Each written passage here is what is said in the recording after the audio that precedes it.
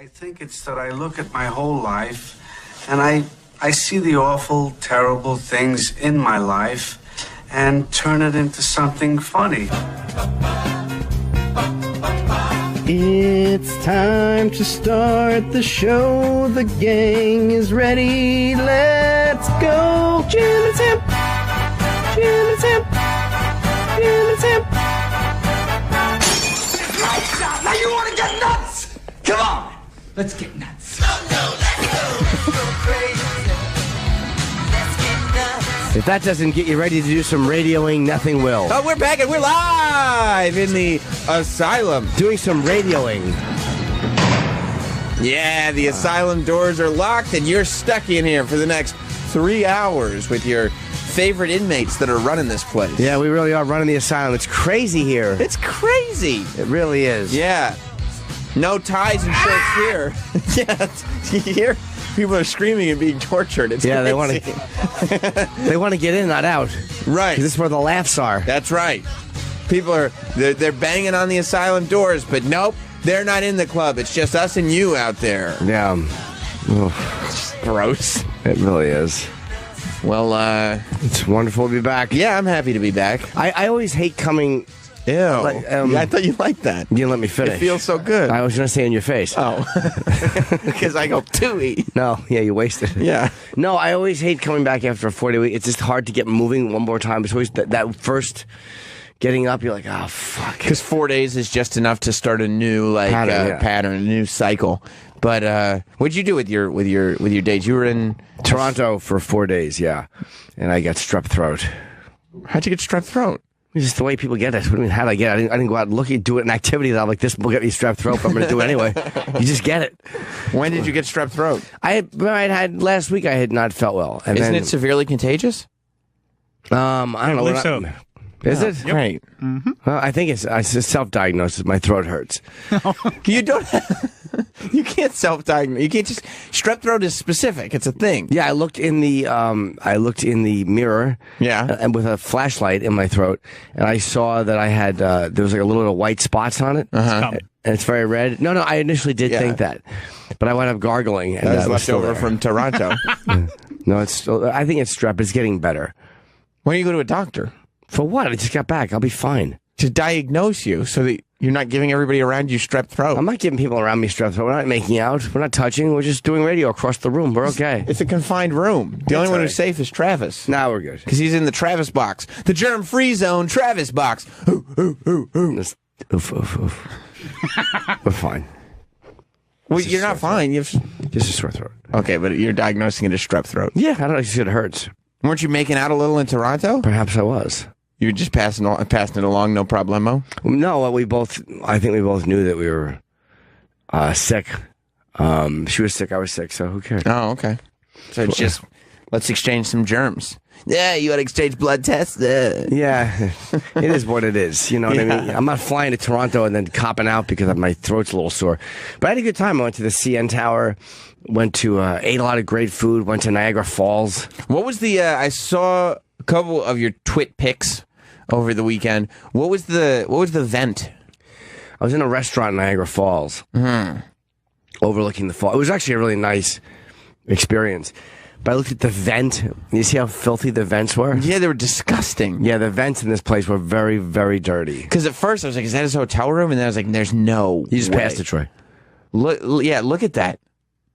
Look how gross the vent is.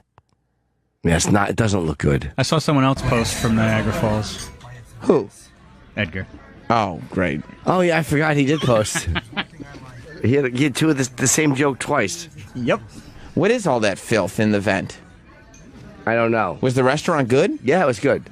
It was better than I thought it would be. Because of the filthy, filthy vent? Yeah, I ate probably one of the best restaurants, two of the best restaurants I've ever eaten in Toronto. It was just a great trip. What There's restaurant? a place called Canoe.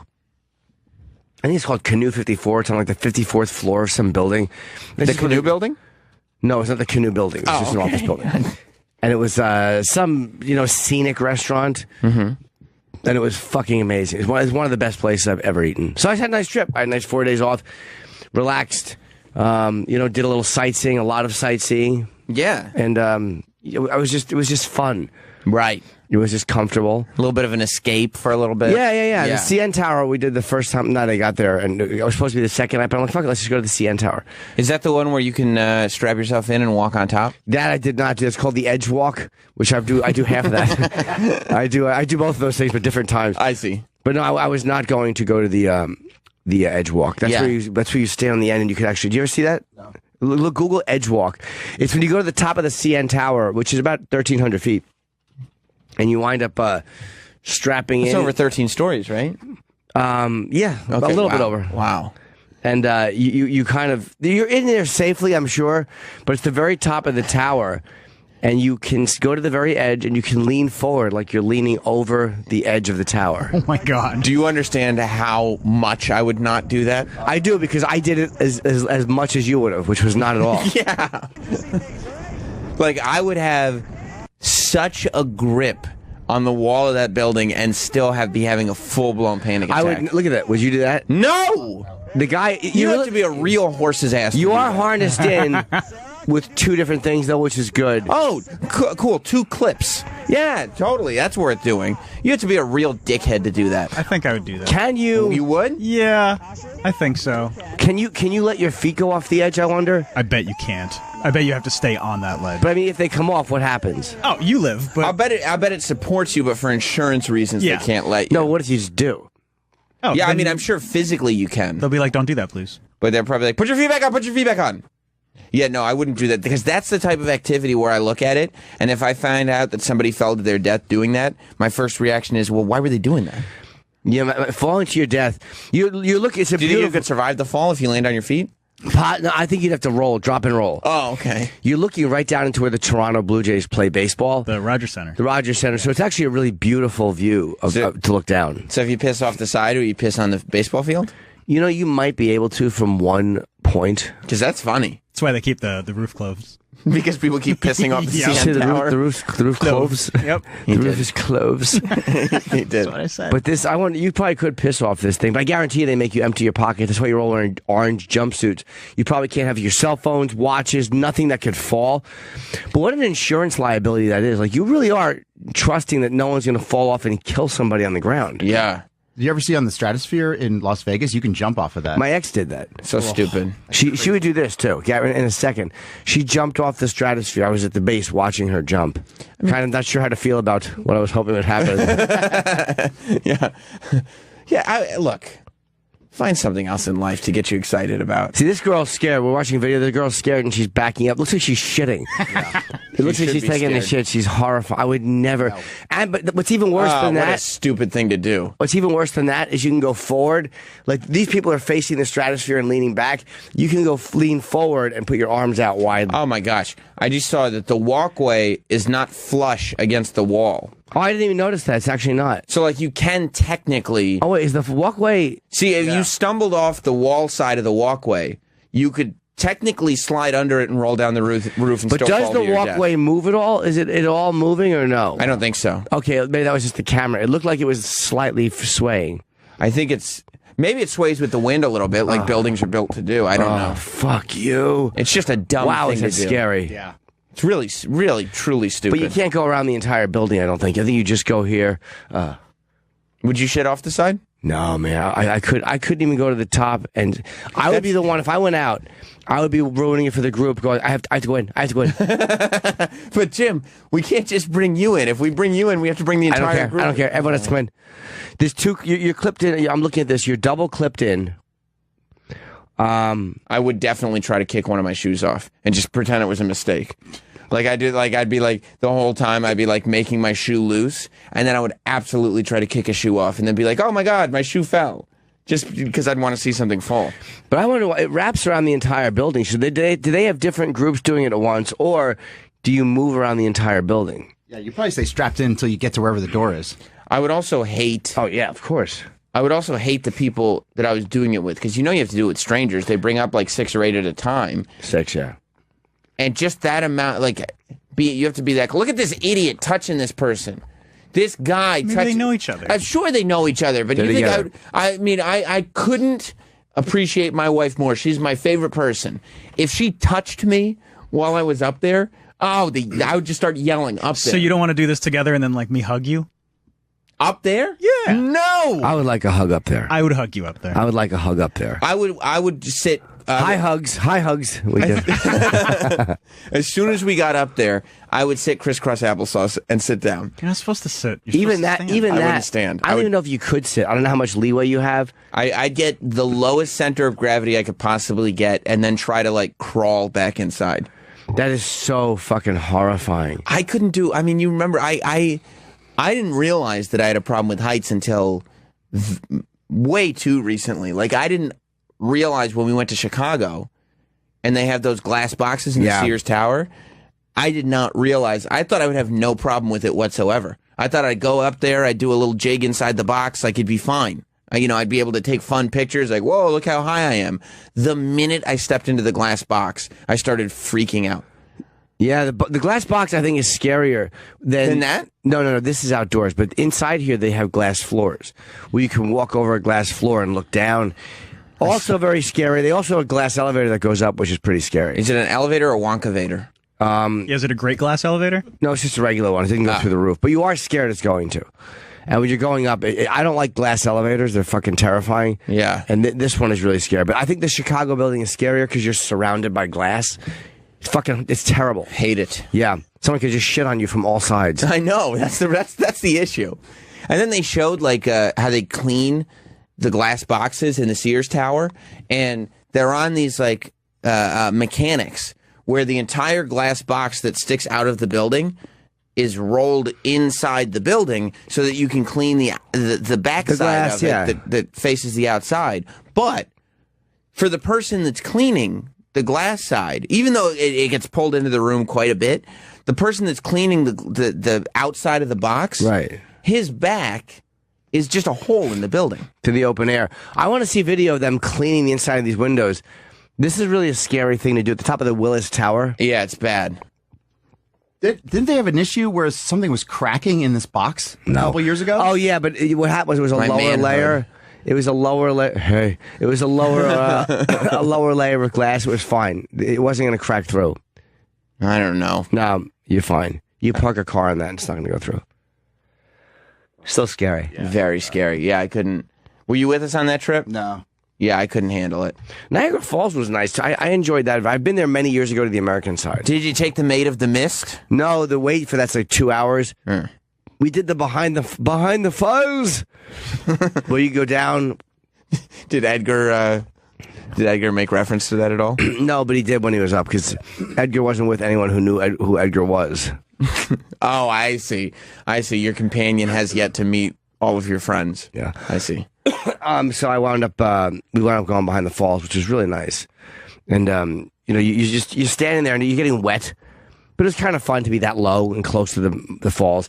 And you can go behind them, and then there's these like little these viewing areas where there's like a hole in the rock, and you can walk right up to it and just watch the water come through. It was nice. I was scared of Niagara Falls as a kid because I think Superman 2, when the little kid is at the beginning of the movie, when the little kid is on the other side of the banister. These parents of this kid in Superman 2, I mean, just disasters.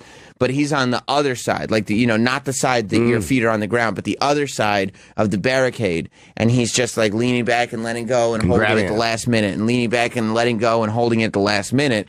And then obviously he slips and starts falling into Niagara Falls. Aren't they ignoring him at first? Go, okay, that's nice, Right. that's nice, but they're not paying attention. Yeah. Look, Ma, look. And then thank God Clark Kent is just chilling at Niagara Falls, and he's like, oh shit, and he has to duck behind a newsstand real quick, get into his Superman outfit, and then fly down Niagara Falls and save Bill. Although he should have just let the kid die and taught those parents a lesson. You can jump off the fall. I mean, it really is. There's no way to stop you from jumping off. Really? At all. Like they're like no barricade whatsoever. There's like a little bit of a railing, but that's it. You can jump right in. I'm surprised more people haven't, to tell you the truth. I bet you they do. I bet you there's a high suicide rate. I bet you they kind of keep it quiet like the Golden Gate. They try not to publicize it when it happens. You'd think they'd put a net or something up then. Nah, you can't. You would wreck it. It would wreck the vibe of it just because some asshole might do something. You just, I like the fact that Niagara Falls is kind of like, fuck you if you do it. You do it. Let them jump. They'll never find them. There's a plaque to a guy down in the bottom at the journey to the bottom of the falls. He's the only kid. He was 7. I think the only person to go over with no protection and survive. He was 7 years old and he fell. He was on a boat and he was with his brother and some guy in a boat, and the boat capsized or whatever, and the driver of the boat was killed. His brother got rescued before he went over, and he went over and That's survived. not an accomplishment, though. He didn't do it on purpose. No, he didn't. Yeah, It's a plaque for being lucky. yeah. His name was Roger something. Roger Woodward, and he went over in 1960.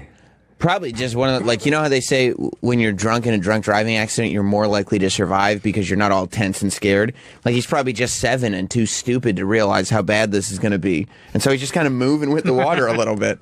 This guy's still alive, and he talked about it. He's from Huntsville, Alabama.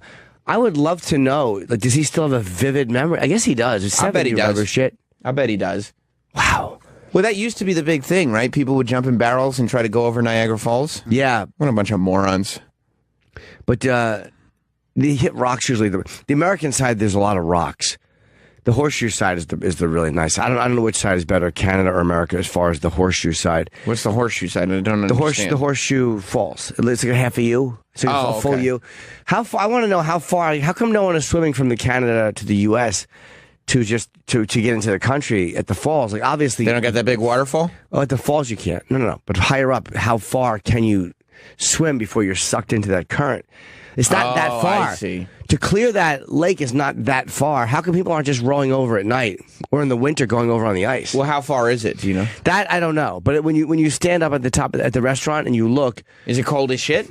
what's that? Because if it's super cold, maybe they don't want pneumonia. You get a wetsuit. I mean, it's 2017. You know, look at up there, the top. It's not that bad. Although, don't people just run through the forest if they want to get into Canada illegally? Like, aren't there wooded areas that you can just sneak through? Yeah. Yeah, so that's way easier than swimming through Niagara Falls. Yeah, but I figure that those might be a little bit more heavily guarded. Are they? than the Do you know, falls? Travis? There's places where you can just cross. That's how you met your wife, isn't it? Yep. That's so I romantic. was just in the woods. I was looking for friendship. yeah. How far is it? Friendship or Bigfoot. It's like 1,000 feet. Yeah. At that, yeah. Yeah, I do wonder if anybody's attempted it or has come in. And how far up do you have to go from the falls before you're sucked in and you're like, oh, shit. Right, because that's got to be a hell of a current. Yeah. There's a bridge. There's a bridge that they built. Over troubled waters. Yeah, which is they used to stop the falls a little bit or to slow down the current. And I don't know exactly. You could see it kind of down in the. No, those are regular bridges. It's down there right by the left. Whatever. It's this part here. There's a little bridge that goes halfway out, and that kind of does something to stop the water flow. So I don't know if they can control that at all. What's your next sightseeing expedition? Do you? I don't think? know. Are you gonna keep it up? Do you enjoy it? Yeah, why not? I enjoy it. Was it nice to just go somewhere and actually do things? Yeah, it was the only comedian I talked to, Russell Peters, because he's from there. I texted him to ask for a recommendation. So he sent me a recommendation for one of the best steak dinners I've ever had in my life. This place. He's friends with the owner. I think it's called Barbarians. I would think Russell Peters would know the spots. But it was a small place that was built in like the late 50s, like one of those places. Like, oh my fuck. It's the type of place like a mob hit shit happen in. Yeah. Did he have to help get you in? Or is it not? No, I didn't even tell them I knew him when I made the reservation. I just made the reservation and went. And then he wound up texting the owner, which was very nice of him to do. But no, I just kind of went, and the food was incredible. Yeah. Oh, someone's saying, okay, let me ask Francis this. How does this work, though? Francis. Hello, Francis. Is Oh, this true? hi, Pee-wee. Hello. So what they do is they have motion sensors along the side of the Niagara River up there, and if they, I think it's bigger than animals, but if they detect anything, then Border Patrol comes down and snatches you right up there. Oh, so before you even get to the water? Yeah, you wouldn't want to cross at the top of the falls because the current's too strong, but you would cross on the bottom of the falls because you don't have a giant fucking waterfall to go down. How about the top of the falls, but farther back from the actual fall? I mean, I'm sure at some point there's no sucking current at that point. I see people fish, way up there, but I'm sure there's some kind of point of no return where you can't be. You think Yeah, I'd people love to give know how close that is. Bad excuses when they get caught? Goat Island. It's an island right in between the Horseshoe and the American Falls where you can kind of walk and jump on rocks. But if you fall off one of those, it's kind of like point of no return. Oh yeah, yeah. You wonder what they. You guys suck. Have a good one. Yeah, you wonder what your excuse is when the cops come up. Oh, I didn't even realize this is Canada. Oh, is that America? Oh, okay. No, I'll swim back. I'll go back. I didn't realize. Why are you in a full scuba suit? I just like it. Yeah. Just because I bought it and I just needed. It was going to waste otherwise, but I didn't even know. No, I'll go back. Don't. It's fine. How far above the falls can you safely swim without getting sucked into the current? A mile. I would think it's less than that. But it's definitely safe a mile away. I don't know. I would like to know. Why? Because you want to go swimming? No, I'm just curious as to why more people aren't coming into the falls that way. Niagara Falls swimming, where they sit right by the edge of the falls. Is that really by the edge of the falls? That's not. Is that Niagara Falls or the other one? It says Niagara Falls, Canada. There is an area. That's not real. Yeah, there is one area where. No, that's not Niagara Falls. That's another one. I think there's another falls where you can. The water just does not take you over the edge. I don't know if that's where it is. You guys should have jumped in and gone swimming, found some hot springs. No, but there are areas where there's another waterfall. It's somewhere else in the world where there's very famous footage of someone sitting. The people, like they're black guys who will take you. So it might be Africa, where you sit right there, where you sit by the edge. But I don't think it's Niagara Falls. Yes, swimming with the devil. But I don't think that's with the devil. Yeah, check that out. I don't think that's Niagara Falls. I don't know where it is, but I don't think it's Niagara Falls. It's called the Zambian bungee jump swing. Oh, it's different. Yeah, same shit. But where is that? Well, it says Zambian bungee jump swing, so probably Zambia. Oh, it's a different video. No, it's the same video. Just called something else. Oh, Zambian bungee jump swing. I don't know. There's just places where you could go and hang out in the water if you want to. Fuck that. So stupid, bungee jumping and all that stuff. It's just dumb. I get the idea of wanting to do something crazy, but it says man survives Niagara Falls leap. Go to that. Well, Where did he jump? of course you get the idea of wanting to do something crazy. You work in the asylum. That's true. You know, we go crazy. We go nuts here on Jim Norton and Sam Roberts. He tried to kill himself. Became the second person in history to survive it unattached with no protective device. You know how mad that fucking guy must be? The 7-year-old? Yeah. I guess, but yeah, because the 7-year-old was probably living his life cashing in on this thing that he did by mistake. It said there too that he jumped. Go down a little bit towards. He said the other way. He said he jumped in to the top of the Horseshoe Falls and he repeatedly resisted rescue attempts. He swam away from rescuers who tried to pull him from the near freezing waters and climbing out of a sling dropped by a helicopter. Like, he really wanted to kill himself. They saw him jumping on the Canadian side of the falls. Why not just jump in right there? Like where there's no chance for them to drop a sling. Like just jump off the edge right above the falls. He probably didn't really. I mean, he emerged near the base. He probably had a flair for the dramatic. He wanted people to know. He wanted people to see. You know what? He emerged near the base of the falls, but as a specifically trained rescue crew tried to save his life, he swam away from them towards the middle of the river. Boy, this guy really wanted to kill himself. Private helicopter got called, and the winds from the blades generated a current which pushed him closer to shore. Wow. I wonder if that's he wasn't cooperative. He was not trying to save his own. 30 minutes in the waters. He was hauled to dry land. God damn, that's a real suicide mission. I want to know who this guy is. He was depressed and drinking. Okay. God damn, 30 minutes in that freezing water. That's pretty amazing. Pretty amazing. Devil's Pool in Zimbabwe. Okay, it is here. It is funny if people misread that and think it's Niagara Falls and then just jump over. They wind up going over the edge. They just don't get it. Oh my God. That was it was a good trip. I'm very happy I did it. I loved it. I wanted to go away and relax. And we're off again at the end of the summer, obviously, like everybody else in the country. Yeah. I might have people over to watch the McGregor fight. When is that? August 26th. So what is Saturday? A week from Saturday. Yeah. A week from Saturday. I may have people over, or I may go to Iceland or something. Okay. One or the other. Okay, so you might have people over for the Mayweather-McGregor fight, but you might go to Iceland instead. I'm not sure. I might travel a little bit. Why don't you go to Iceland the day after the Mayweather-McGregor fight? Because it'll be 2 days. If we're off on that, I could leave Friday afternoon instead of Sunday. It's two more days of travel. Yeah, but then we have a week off. More than a week because we're off on Monday for Labor Day. We're off that week, so you'll still have your Iceland time. Yeah, and we get to watch the fight then. That'd be fun. Well, you can still watch the fight. Can we I understand? But can we go to your apartment if you're not there? Yeah, watch the fight. That's it. Just go to Iceland and leave the keys. We'll house sit. Sure. We'll bring the camping chairs. Yeah. You have to leave the camping chairs though. You want to keep them? Yeah, this time I do. I made a mistake. By giving them away. I have to buy more. I have to buy more chairs. Well, yeah, because you got rid of them, and then you're like, oh, wait, there could be a second time I want to have company. If I have 2 TVs with a few friends, do I have to buy it twice? No. I don't think so. By what? No. No, that's not how paper... No, you... No, I don't think so. No, you do not. You don't know, though, right? I know. You do not. I used to buy pay-per-view all the time. You do not. Okay. Oh, yeah, because it's tied to your account. Yes. Yeah. It's tied to your cable. Yeah. So you buy it once, then just go to it. Right. I mean, as long as you don't have 2 separate cable bills in your house. No, it's just one. Right. But maybe I may do that. I don't know. I want to do something fun. You don't want to be away for that fight. That's going to be a great fight. Maybe in I'll watch Iceland. it there. With your friends. Yeah, your buddies, your pals. Have some barbecue. Somebody's trying to get a free Mayweather-McGregor fight out of the Yeah, deal. but I'm kind of with him. Like, I'm thinking of doing it. I'm thinking of doing it just to do it. But it's a Saturday, so I have to at least do 1 or 2 spots, then come home. And it's a nighttime event. It's a 10 p.m. event. So the gang would be over late. Well, you have to do 1 or 2 spots. It's a Saturday night? Yeah, I mean, it's. I guess so. You're Take right. it off. Yeah, Vacation. give yourself a day. You out with know. your friends. You wouldn't do spots if you were in Iceland. Exactly. So just pretend That's a you're good in Iceland. point. Yeah. No, well, then we'll all have to wear. Wait, hold on. No, We'll no. all have to wear winter coats, things like that nature. It's not icy in Iceland. Oh, fuck. Yeah, it's just the It's name not of the country. ice. It's not a land of ice. No, it's not.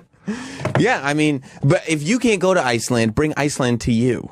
You know, that's what I always say. Oh, like a Iceland-themed Conor McGregor fight? I think so. That's like Ireland, right? It's the same deal. Yeah. Yeah, I'm looking forward to this fight. Then McGregor, there's a bit of a controversy. Do we have the information on that fighter? I forget the guy's name. He was sparring with McGregor, and he's really furious that Dana released that video Why is he furious? because it looked like McGregor knocked him down. Oh, yeah, didn't McGregor talk some shit about him, too? Yeah, I guess the guy was saying that it was a slip or he fell or a push, and because there was a photo released and Dana released video. His name is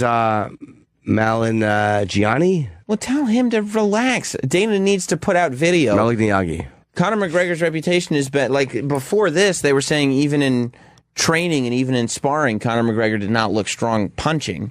So, of course, they're going to put out a video if he knocks somebody down. I don't even know why they would, though. Who cares if people think he's strong? It's better to take Mayweather off guard anyway. Yeah, but in terms of building hype for the fight, if people think it's a little more competitive, That's true. then they might be more willing to purchase the pay-per-view.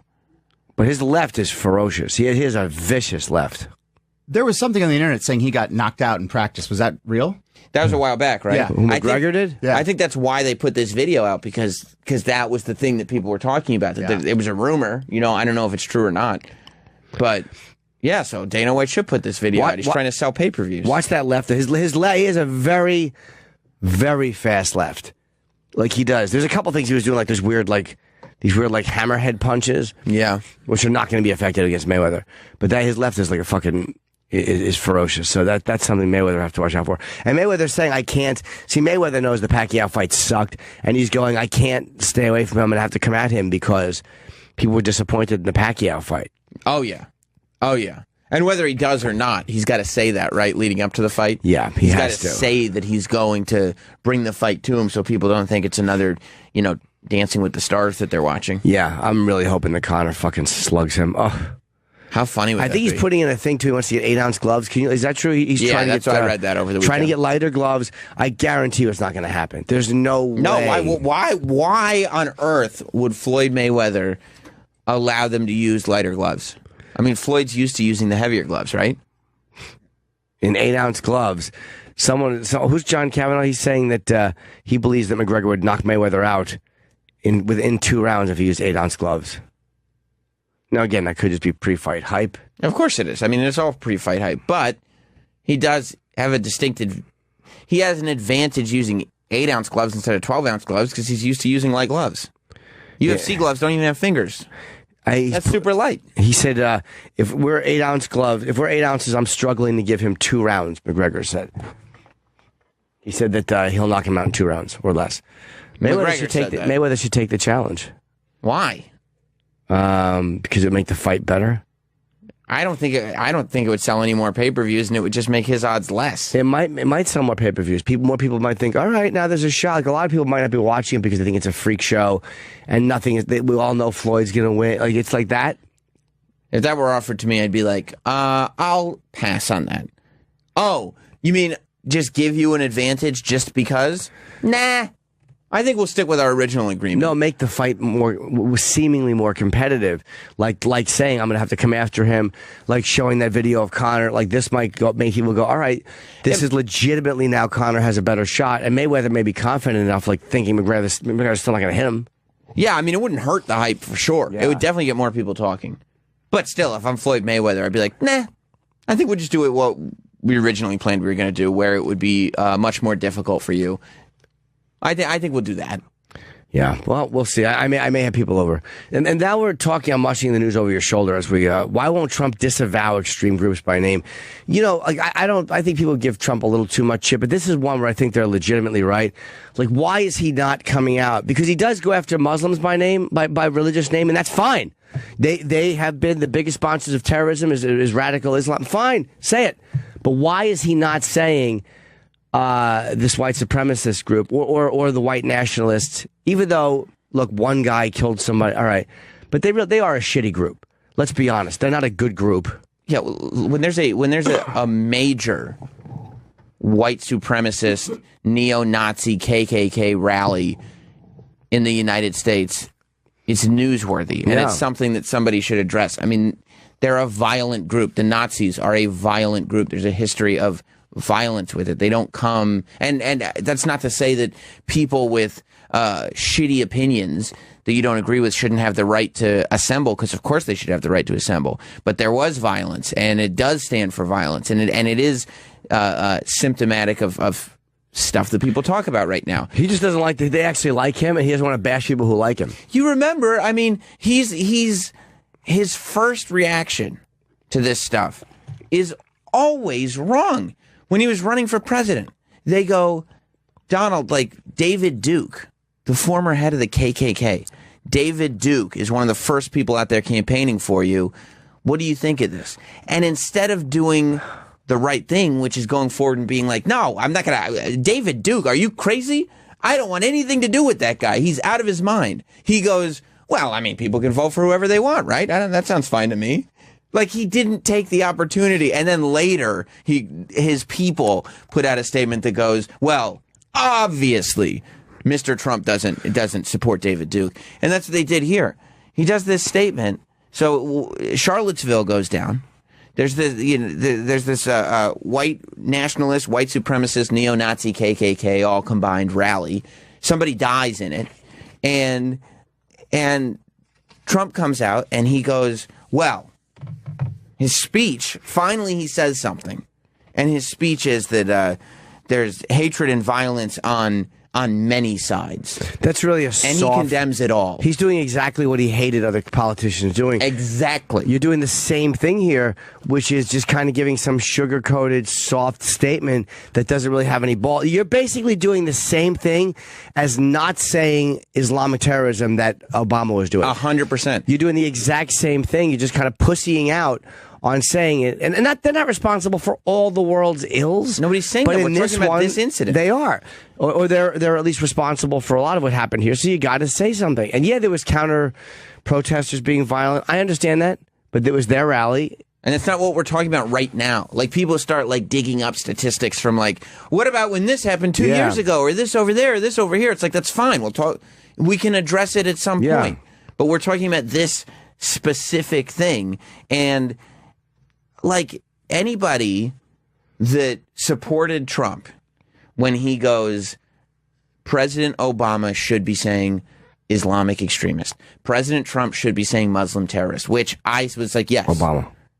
When Trump said that Obama should be saying that, I was like, yes, I agree with that. Obama should be saying Islamic terrorist and Muslim extremist and all that stuff. But it's the exact same argument. If you support Trump not saying white supremacist or Nazi or any of those terms, then I don't understand how you cannot see the hypocrisy in it. You know, the thing, too, also, I don't know how I feel with these white nationalists being fired. Like, the emotional part of me is like, fuck them. But it's like, you can't fire guys just for having an opinion you think is shitty. Violent people, fine, but just because a guy's a white nationalist, it's an organization I don't particularly like, I don't agree with, but you can't go out now and start firing guys because they belong to a group you don't like. You can't do it. It's as much as they're a horrible group, it's un-American to fire people because they belong to a group of protesters. You know, if maybe you're an active member of the Klan, that's one. I don't know how I feel about that. It's wrong to go out and out like this guy is going, yes, you're racist. That's his Twitter name. And emotionally, I get why he's doing it. They have a shitty history of doing stuff. Fine, fuck them. It's hard to like those guys. Bunch of guys running around yelling, you know, fucking white power, go fuck it. But it's like, hey, yes, you're Twitter. How about your real name? I mean, sorry, yes, you're a racist. I get you think you're doing the Lord's work. But, you know, you're just getting people fired from their jobs. And it's hard to defend those guys. I don't like getting anybody fired for what they believe, even if it's shitty. And by the way, people who say hate speech is not protected, yes, it is. It is protected. Yes, it is, you dopes. If you think hate speech is not protected, you're stupid and you're ill-informed. But let's say I'm running a company, right? I'm running this company, not Sam Incorporated. And I've hired this guy who, I don't know, he's a white nationalist. Whether he is or not, it doesn't affect the job. It doesn't matter. But when he decides to make it a public thing and protest and wear paraphernalia, and that ends up on the front page of a newspaper, that's going to reflect negatively on my company. Right, exactly. And I understand that too. It's almost like if you had a surgeon who went out and said, I hate Jews, how do you not fire him? Like, I know. Yeah. But then again, what if that guy's at a fucking a pro-gay marriage rally? Let's just say that same guy's at a pro-gay marriage rally. Well, that's not going to negatively affect my company. How do you know? Are you kidding me? What if it did? Let's just say it would. Let's just say you have a company that... I guess it would depend on your base, right? Yeah. So should you fire that guy because he's pro-gay marriage? If you did, people would go ballistic. People would go ballistic because you were just protesting to support gay rights or whatever it is. And I know there's a difference between gay people protesting. You're talking about the principle. The principle of saying what you believe. And even though this group's a hate group, well, a lot of people think that if you're for gay people, you're a hate group against religion and families, which of course is crazy. But that's how they see it.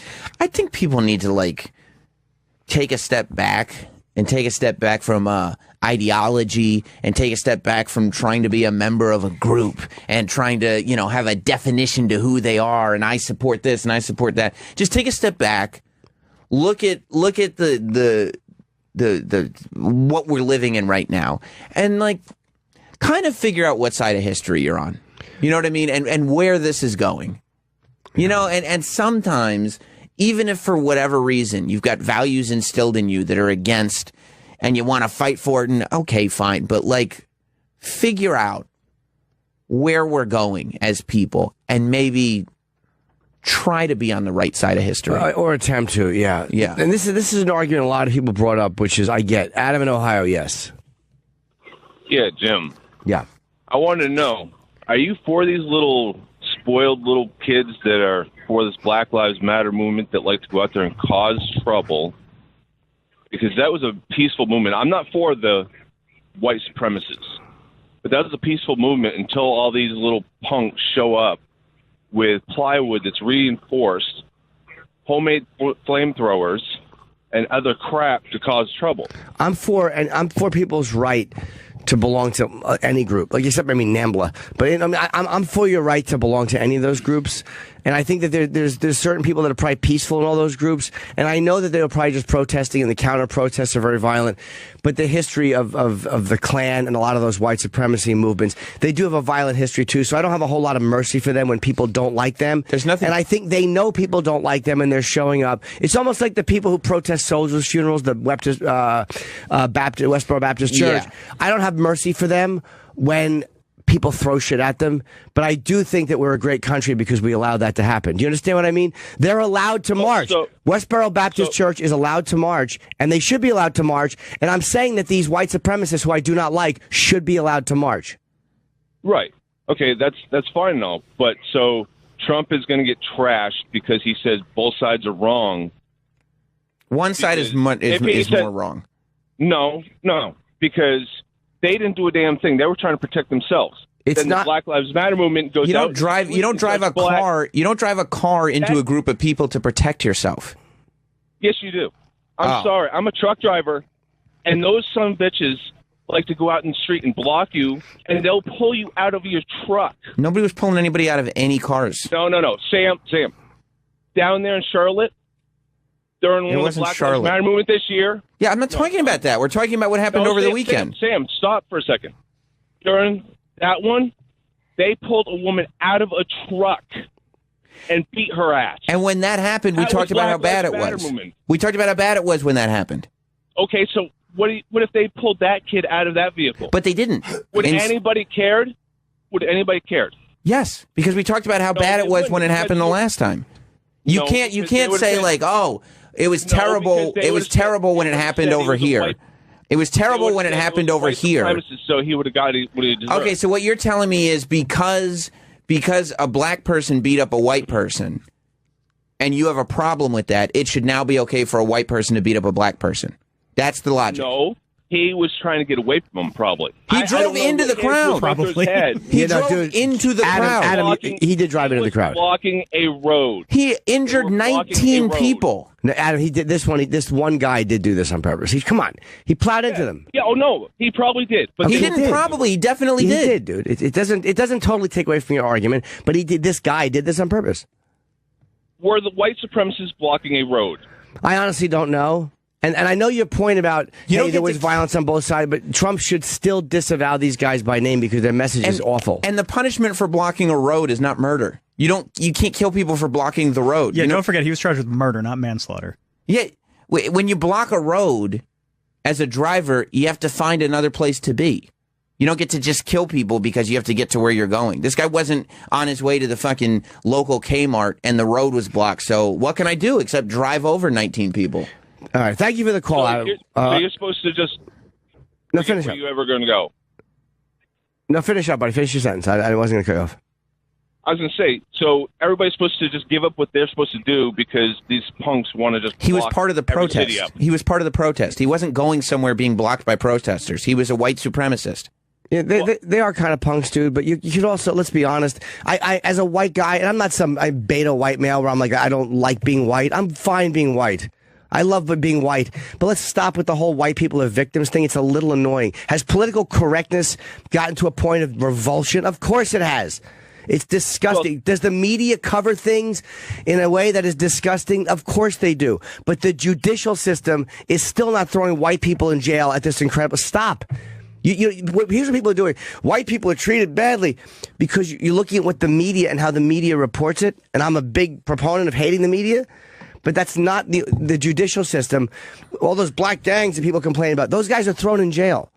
Those guys are thrown in jail when they commit those crimes. The judicial system is not smiling on them. I guess what really pisses me off about that whole movement is if you watch it, 90% of it isn't black lives or black people for the Black Lives Matter. It's a bunch of little white kids. I know. And it's just like, okay, why are they protesting for it if black people aren't protesting for themselves? I do this too, so I can't shit on you for it. But it's like we cloud every time something happens. All we do is figure out, but what about with Obama? Like we're doing the same thing with Trump. How come Obama? What about that? We use every example that happens to show how hypocritical the other side is about this example and how right we were about the last example. Instead of just looking at this as a thing. I'm sorry. I think these white nationalists have a shitty message. I think they have the right to say it, and I think they should not be fired for it. But the fact that Trump won't come out and just disavow the message is kind of shitty, and it is making him seem like a pussy when he did criticize Obama for the same thing, Adam. It's completely hypocritical. No. It's completely hypocritical, and there's no bullshit groups. And you're both pieces of shit equally. Your idea that it's a peaceful protest. Thank you, buddy. It's not a peaceful protest when you're waving Nazi flags and holding torches. Like there's nothing peaceful about that. I don't know. I mean, it can be peaceful if you're not behaving violently. I mean, I don't even mind that, even though I think those symbols are awful. The Klan marches. The Klan is allowed to march legally. I don't think you should be arrested for assault, but I don't think you should use the word peaceful in your protest because that's not the message that the protest is getting out there. It's only a message of violence. I think the message is one thing. The way you deliver it is important. I think that you can have a very peaceful protest, even with torches. But it's not a peaceful protest if you're throwing things or if you're breaking things. Peaceful is just your behavior. I think it's a nonviolent protest, not peaceful. Either or. I mean, either I think there is a distinction because peaceful is a word that white supremacists are using today to try to justify a lot. Because peaceful is like, well, we all just want peace, and you don't want peace. But but they're allowed to protest and say they don't want peace. They're allowed to do that. Yes. I have an issue with the word peace, not with the right to protest. Yeah, and someone disagrees here about being fired from your job. Yes, sir. Hello, Daniel. 7 Rand muffin. Okay. Morning, boys. Hi. Morning, buddy. Oh, let me take you off speakerphone so this doesn't. Jim, I politely disagree with you. I think it's okay for companies to fire their employees if it's something like this where they're on TV at something that really portrays the company in a bad light, because that starts affecting the bottom dollar of the company in whatever area. And they made the choice to be public. So again, that's like saying, okay, so everyone remember that mentality. Just remember it. And then the next time how about a religious march or a march for gay people or pro-black people, whatever the march is, your company finds it offensive and they fire you. If everyone's okay with those rules, fine. Here's the thing, though, like it becomes that unfairness thing doesn't really, like, if it's the gay marriage example, it wouldn't happen, because if the public found out that a company had fired somebody for being at a gay marriage march, as has happened, here and there, the company would come under tremendous fire because people don't agree with that. Not in Arkansas, they wouldn't. Not in a lot of places. Well, we're spoiled because we live here, but not a lot of places don't feel that way. You also have to know where you work. Like, if you work for a place that is staunchly against gay marriage, then yeah, you probably should not publicly be at a gay marriage rally. Okay, that we should live in a place where we say that you are right to express yourself and have the right and not be fired. And not be fired and not lose your livelihood, which has nothing to do with your expression of yourself, should be based solely on where you live and the morals of your company. Like, do we really want to? Well, your job's not your right. You don't have a right to, like. No, it's not your right. But we all understand that when we say free speech, we don't think that you should be fired for having an opinion outside the company. If you're doing it on company time, or if you're holding a company sign. But if you're not representing the company, okay, what if your company doesn't like interracial marriage and you marry someone from another race? That sounds like a crazy example, but can they fire you then? Hey, fuck it. You don't have the right to have a job. What if you become the public face of it, though? Because of something that you did? Then the company, they shouldn't fire you for that, obviously. I mean, I think you have to. If you're the public face of it, if you're on the cover of every newspaper, that's a lot different from just getting married. Like, if you decide, hey, New York Post, I want you down here. Like, if you're the first person getting gay married on the steps of that hall, wherever they were doing it, and it's a news story that you just got gay married, and you work for a place that is against gay marriage, then the place would have to fire you because you've now become the poster boy for this cause that the company doesn't support. I totally disagree. So what message does that send to I don't care about the message. The message is that we live in a country where the customers do not have to like the beliefs of the employees. I completely disagree, but I know sales. I know. That affects the company.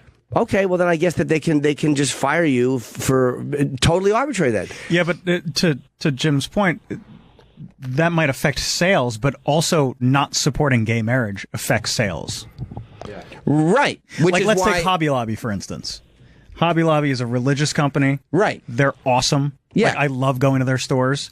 But I don't think if one of their employees was at a gay rights parade or protest that they would fire them. Because gay rights isn't seen as this socially terrible thing like white supremacy is. I still don't think white supremacists should be, even though I know why they are. I don't think so either. I get it, but I don't think Hobby Lobby or Chick-fil-A would fire somebody because they were at a protest. What do you think of GoDaddy taking away what's that? Stormfront? Yeah, is the white supremacist website? It was a Daily, a different one than that. Yeah, one of the big white supremacist websites, Daily Stormer is having their website hosting or whatever registry taken away by GoDaddy. And I mean, it's like, from GoDaddy's perspective, if people are like, hey, GoDaddy, by allowing this, you're supporting it, I'm not going to shop with you anymore, then it's up to GoDaddy to say, you know what, I care more about this audience than that audience. I don't know, buddy. It's Daily Stormer is a site I've never gone to. I think Anonymous might have taken them over, and it's probably a site that I would hate. But again, I would love it if they had all of this complete this can-do attitude about stopping all of these religious websites that are literally calling for people to be murdered. I'd be happy to do that. But there's websites that are hosted that are showing beheadings. So I don't believe in, again, unless it's child porn or something illegal, I don't believe in cutting the ability of someone to get their message out, because the message can be heard and rejected. I reject it.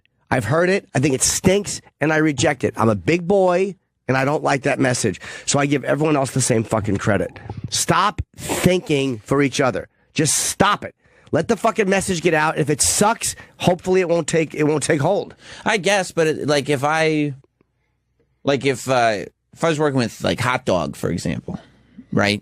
And Hot Dog was on the front page of all the newspapers and stuff, I'd be like, dude, like I can't realistically continue to do my business the way I'm doing it if you're putting yourself out there. Yeah, but the media's covering that, so you can't. You also, but then there's the thing: should you not defend your beliefs, or say your beliefs because the press might put you in the paper? Like, that's a shitty place to live. I might not be able to make my living, which I'm good at, and I'm a dutiful employee, and I've honored the contract, but I may not be able to make my living because somebody may take a fucking picture and put me in the paper speaking up for what I believe in. Like, that's repressive shit. It is, but the contract does say you can't portray the company in a negative light. Right, but that's a really fucking murky, vague area as to what makes the company look negative, and I don't think you're representing the company. If people on Twitter are outing you, and again, I get why they're doing it. Like, I know the emotion behind it. It's hard to protect a racist, especially, I don't think this guy gives his real name. Yes, you are a racist. It's not illegal. It's shitty to be a racist, but it's not illegal. I hate the giving out the names, phone numbers, personal information, the doxing, like that. I'm not a fan of. I think that only contributes to the mob mentality of things. But yeah, but from a company's perspective, that's trying to run a business and nothing else. I get it. Somebody disagrees with the firing. Yes, John. I guess. Yep. No, I was just going to say, I have to challenge you a little bit. If your agent or manager was at a rally and on a newspaper where they're chanting things, Jews will not replace us, when your agent or manager goes to work with some very powerful Jews and they don't want to work with you and that costs you money, I have to think that you would look at replacing that. That's a really good point. That's a very good point. And that's, again, I would have a real dilemma there. That's a great point. I would probably want to fire him. I guess the difference, I could say easily that I'm not a company, and it's a company. But I understand that it is kind of the same thing. I would no longer employ that person because they have publicly come out. That's a good point, dude. I don't know how to answer that, John. They're not representing you properly anymore. Yeah, but the thing is, would that be? I don't know. He's technically not representing me when he's out there doing that. But people don't. I understand that. I understand. Good question, John. Good point. Thanks. All right, thanks, buddy. That's a great point. I don't know how I'd handle that. I can't think of a clever answer to give for that. How would I handle that if my agent's Jewish, so I'd probably laugh at him, but... Yeah, what are you doing, dude? Because realistically, like, you have to. Like, you're not being given a choice anymore when somebody's decided, especially when they're being that public about it. Not to say you shouldn't be public with your beliefs, but if you decide to work for a company in a profession, you're now abiding by what their morals are as well. That's part of working anywhere. But it's not necessarily, though. Because again, I wouldn't fire him for being out there with gay marriage or because that might reflect your beliefs better. Maybe, but that shouldn't be the issue for a company. I'm an individual. There's a difference between an individual firing. You're also an LLC. That doesn't mean anything. Come on, stop. It's tax shit. I'm a guy. I'm a guy who employs people. Who employs a person. And if I fire a person, it is different than a company firing somebody below them. I understand why it's the same, and I also understand why it's different. It is the same because, look, technically he's a guy who's expressing his beliefs. Technically he might lose his job for doing it. Technically I'd fire. But come on, you're one person. You would fire him, though, because he would reflect poorly on you. Yeah, probably. And they're firing people because he reflects. I get it. So then I guess Anthony and Imus should have been fired too. I guess every time a guy has done something that the company didn't like, they should have been fired. Well, let's be honest. There is a difference. The reason Anthony got fired was not, in my opinion, I don't think Anthony got fired because of his tweets. I think Anthony got fired because of the negative publicity that the tweets came around. Now, it's up to the company to say, like, is this a storm that we can ride out? Meaning, like, isn't this kind of what he does anyway? Is this or like, how do you handle it afterwards? Yeah. But just because I don't have a great answer for that guy, just because, and I'm admitting I don't have, instead of trying to sound like an attorney and pretending I do, I just don't have a good answer for that guy. But that doesn't mean that companies are right to go and fucking fire people. There's also a thing of like you said, how do you handle this? Is it forgivable? Is it not forgivable? Is this justifiable? Is it not justifiable? And it's like, to me, in Anthony's case, the tweets were ugly. But he's a guy on the radio. You can give him a chance to explain what was going on, and it's like, you know, he said worse on the air. It's a controversial show. You can get there. Same thing with Imus. Like Imus, it's like he apologized. It's not this pattern of behavior. It's not a system of beliefs. It's one thing that he slipped up with. He's gone to every apology place ever, and this maybe is a storm you can ride out. When you're on the front page with a white nationalist shirt on, holding a fucking citronella Nazi tiki torch. Bunch of dorks. That's a little more difficult to I understand that. Justify. But it's a dangerous place when you have to be afraid of getting fired or going out. And I know racism is an easy one because it's shitty to be a racist. I think you're shitty if you're a racist. I really do. Right. But I don't think that you should not be able to say it. And I know that sounds crazy, but I don't know, because again, it's too easy to say you can't say that or you're in trouble. It's just too easy a way to look at it. You know, the other thing I was reading about this whole thing was people were saying, and I think it was one of Anthony's arguments on Twitter, which was insane. And I would, you know, he'll be here at some point, and I would say it if he were here or not. But saying that part of this is that the liberals and Obama and people like that, and I'm not attributing this all to Anthony. A lot of people were saying this. I was reading it a bunch on Facebook, on Twitter, on things like that. People saying that the liberals calling these people Nazis when they weren't, Obama treating people the way he treated people, like they were blaming stuff before this for causing this. Like they were blaming the liberal outrage and message and blame and putting people down for creating this angry response. And the same people that were saying that is what needs to be blamed here, or that is one of the things that need to be blamed here, are the same people that would never accept it when Black Lives Matter's protests would get violent. Yeah, of course. And the violence was blamed on systematic oppression and behavior from police. And I'm not saying either one of those things are right. I'm saying it's hypocrisy to believe one but not the other. Well, that's because we're all just kind of full of shit. We all just want to back up what we think, and we always want to just use the other side's, whatever they do, as an example to bolster our argument. That's what we do. A lot of people. The whole country does it. We all do it. Everything is about winning the argument. I know. Everything is about winning the argument. Am I right? And how can I never admit that I don't know something? How can I never admit that I'm wrong? How can I fucking win the argument? That's all we're trying to do, is win the argument. Sometimes you get cases like this, like, white supremacy or anyone who's advocating violence or hatred. That's kind of easy to say, that's shitty. Like, those are the easy ones. But you can't, we've gotten to a place now with Trump where you have to pick a side. You can't sit there and be like I was watching him all weekend, like, this guy is a disaster. And the more I thought about it, I was like, he's not, the economy's up, but beyond that, he's delivered on absolutely nothing. Like, he comes out and he goes, well, wait till I'm president. I'm going to be more presidential. Nope. Well, once I'm president, here's the thing. I don't have experience, but I'm going to hire the best people.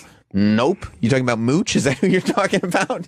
Nope, that didn't happen. Well, I'm going to build a wall and I'm going to reform immigration. Whether you agree with that or not, nope, didn't happen. He's trying, didn't happen. Well, I'm going to repeal. He's reforming immigration. I'll say that. He's trying. Yeah, it hasn't happened. It's down, and they are actually going after a lot of criminals who are immigrants, which I agree with. I'm going to repeal and replace Obamacare. Nope. That one necessarily wasn't his fault. I think that a lot of times, like when George Bush said no new taxes, They fucked him. Yeah, but he said he was going to be able to get through I know, all of it. I know. Here's the problem. He acknowledged that, other presidents try this stuff and they can't get, but he's the master of the art of the deal. Yeah. And he's going to be able to make these great deals. And, like, it's been a disaster, whether you support him or not. Yeah. He has not delivered on a lot. But you can't, like, and then at the same time, he's right about the media and the economy is up and this is going on. But it's either Donald Trump is the devil or he's the greatest president we've ever had and he does no wrong. Or just what's the truth? There's some things he stinks at and other things he's been good with. And you can't, who's saying that? I've been saying that since day one. I know you have. But I mean, like, I'm saying it's not hard to do. But people don't do it. Fuck them. Like, I was in a room, we went to we were up in Southampton with a bunch of my wife's friends over the weekend. Ooh, I know. Someone's fucking hanging out with richer people. I know. It was about time I classed up my act a little bit. And one of the people there was like, so, I know you were talking about Trump a lot when he was campaigning and making a joke out of it. And I was like, yeah. And he goes, do you still do that? And I go, well, I still think a lot of it's funny. Like, I still think we should, but it's become a lot more difficult because you can't joke about it, because if you're telling jokes at Trump's expense, then you get this wave of Trump supporters that are calling you a cuck and a liberal and a whatever. And if you make jokes at the expense of the people who are against Trump and say, yeah, he's kind of right, because isn't it funny that this is happening, then you've got a bunch of people on the other end doing the same thing. And as I'm saying this, but I said, whether you agree with him or not, you should be able to make jokes about it, because humor is how the message goes across lines, right? Like, when you can make somebody laugh that doesn't agree with you, then they kind of go like, oh, like, the fact that I was laughing at that might mean something here.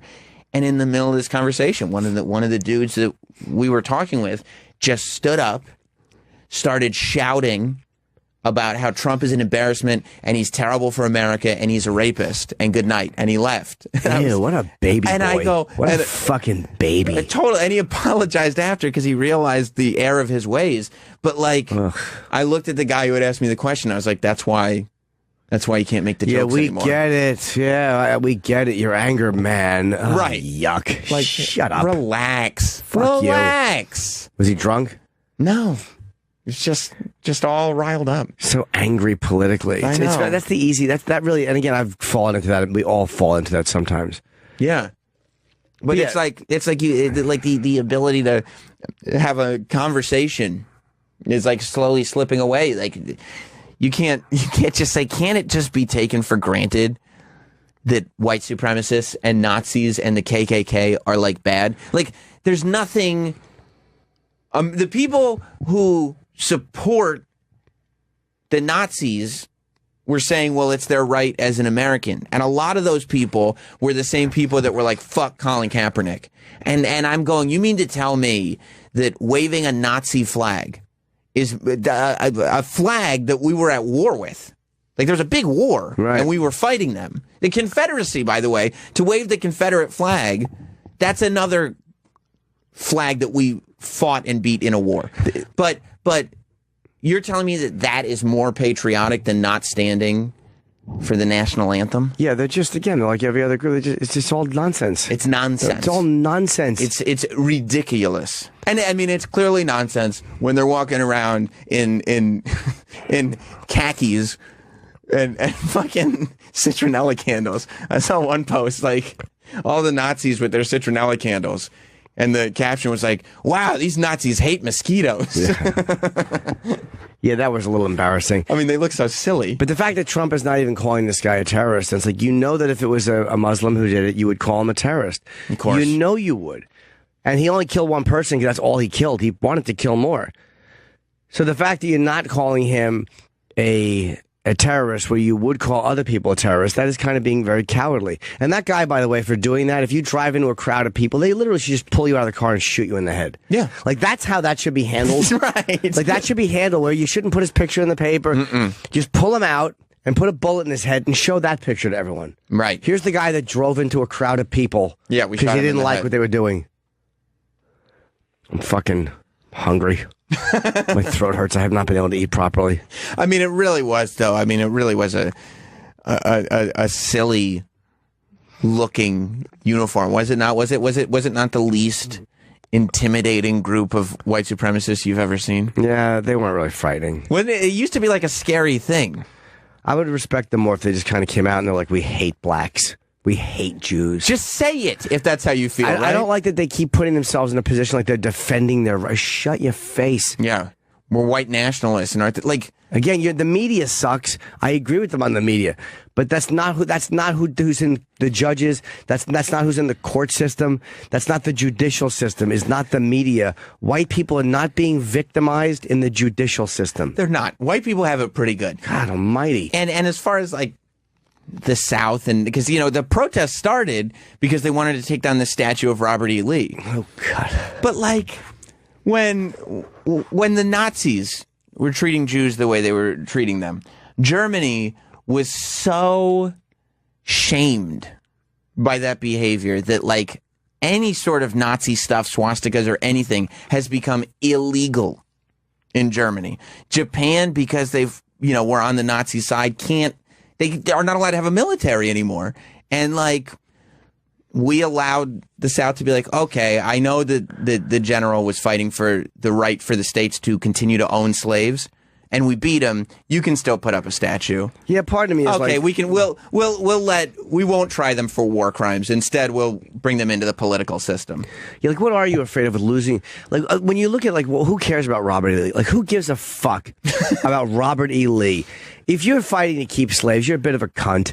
So who cares if they take his statue down? Like I get it. It doesn't mean anything. He lost. Fuck him. We're afraid of losing our culture. Like, what do you mean? You're not losing who you are. What are you talking about? You're not Robert E. Lee. Yeah.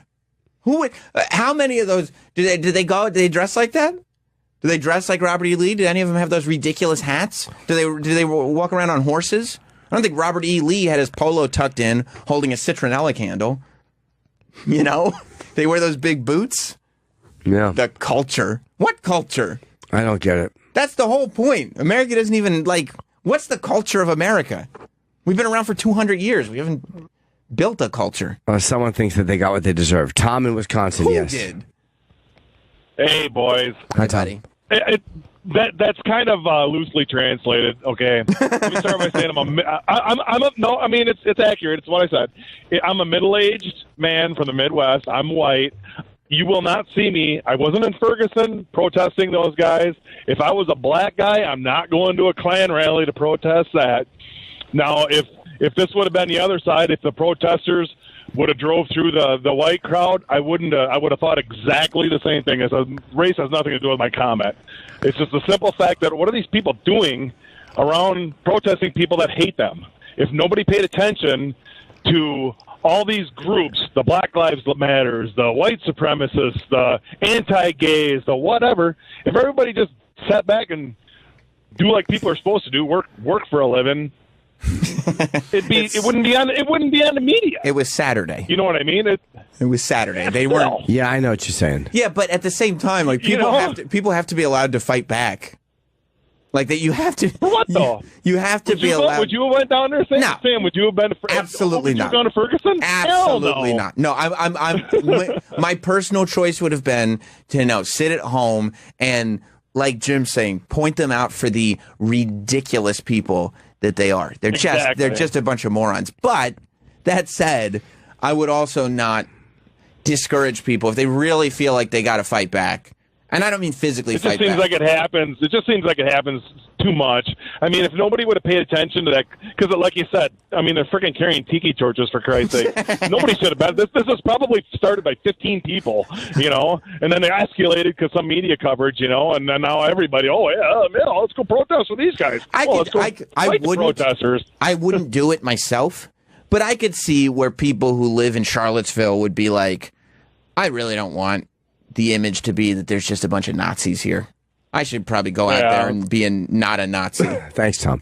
I do think it was a little silly that the Tiki Torch Company came out and they were like, hey, just so everybody knows, we do not support white supremacy. I wonder if they were just trying to get their name into the story. They probably were. Like, those aren't just any Tiki Torches. Yeah.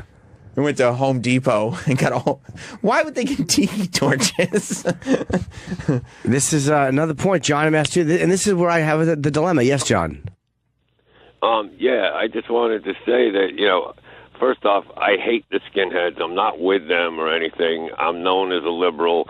But if you stifle their freedom of speech, just like with the radio, then someday someone's going to come along and go, you know what, I don't like what you're saying either. We got to stifle that. And, then that's how you get, no freedom of speech. I guess, but if Sirius as a company came out and said, we are anti-gay marriage, we do not support gay marriage as a company, then I, as an employee, would probably think, I don't know if I want to work for the company because it doesn't reflect my views. Because when I agree to the contract, I'm married in with the company. Like I don't think that I don't think that I want to work for the company if they're making that kind of stuff. But you shouldn't be though. But you shouldn't be married into the company when literally I don't care what Sirius thinks about gay marriage. I don't give a fuck what their political opinions are.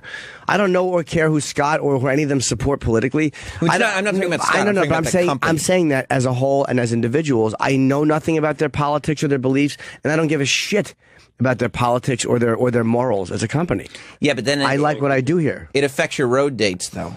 When it's like, oh, he works at Sirius. Oh, that's that company. I won't get that diluted into it. Like I can't break it down that much because I've never seen evidence of a radio station that I work for having morals that would affect road dates. Like I'm not saying it couldn't happen, but I've never seen evidence of it. Thank you, John.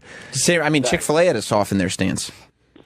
Chick-fil-A was when it started to come out that they were anti-gay marriage. They really had to soften their stance because it was affecting the bottom line. Well, people aren't going to buy chicken sandwiches.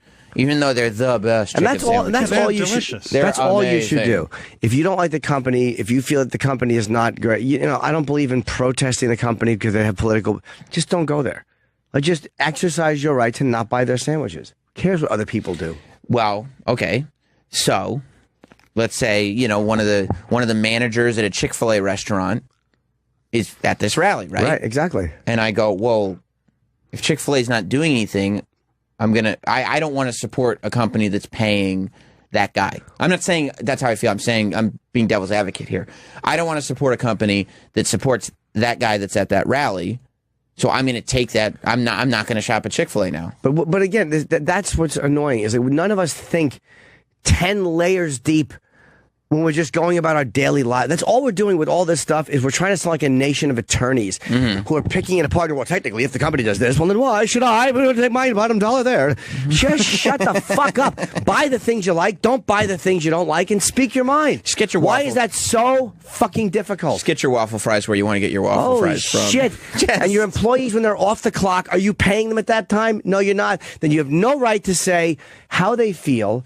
Or who they are dating, or who they marry, or what they're like in their personal life, as long as they're not committing a crime. Yeah. As long as you're not doing anything illegal or what is deemed immoral. Yeah, or becoming a public, to me, or becoming a public figure for a cause that you as a company are specifically against.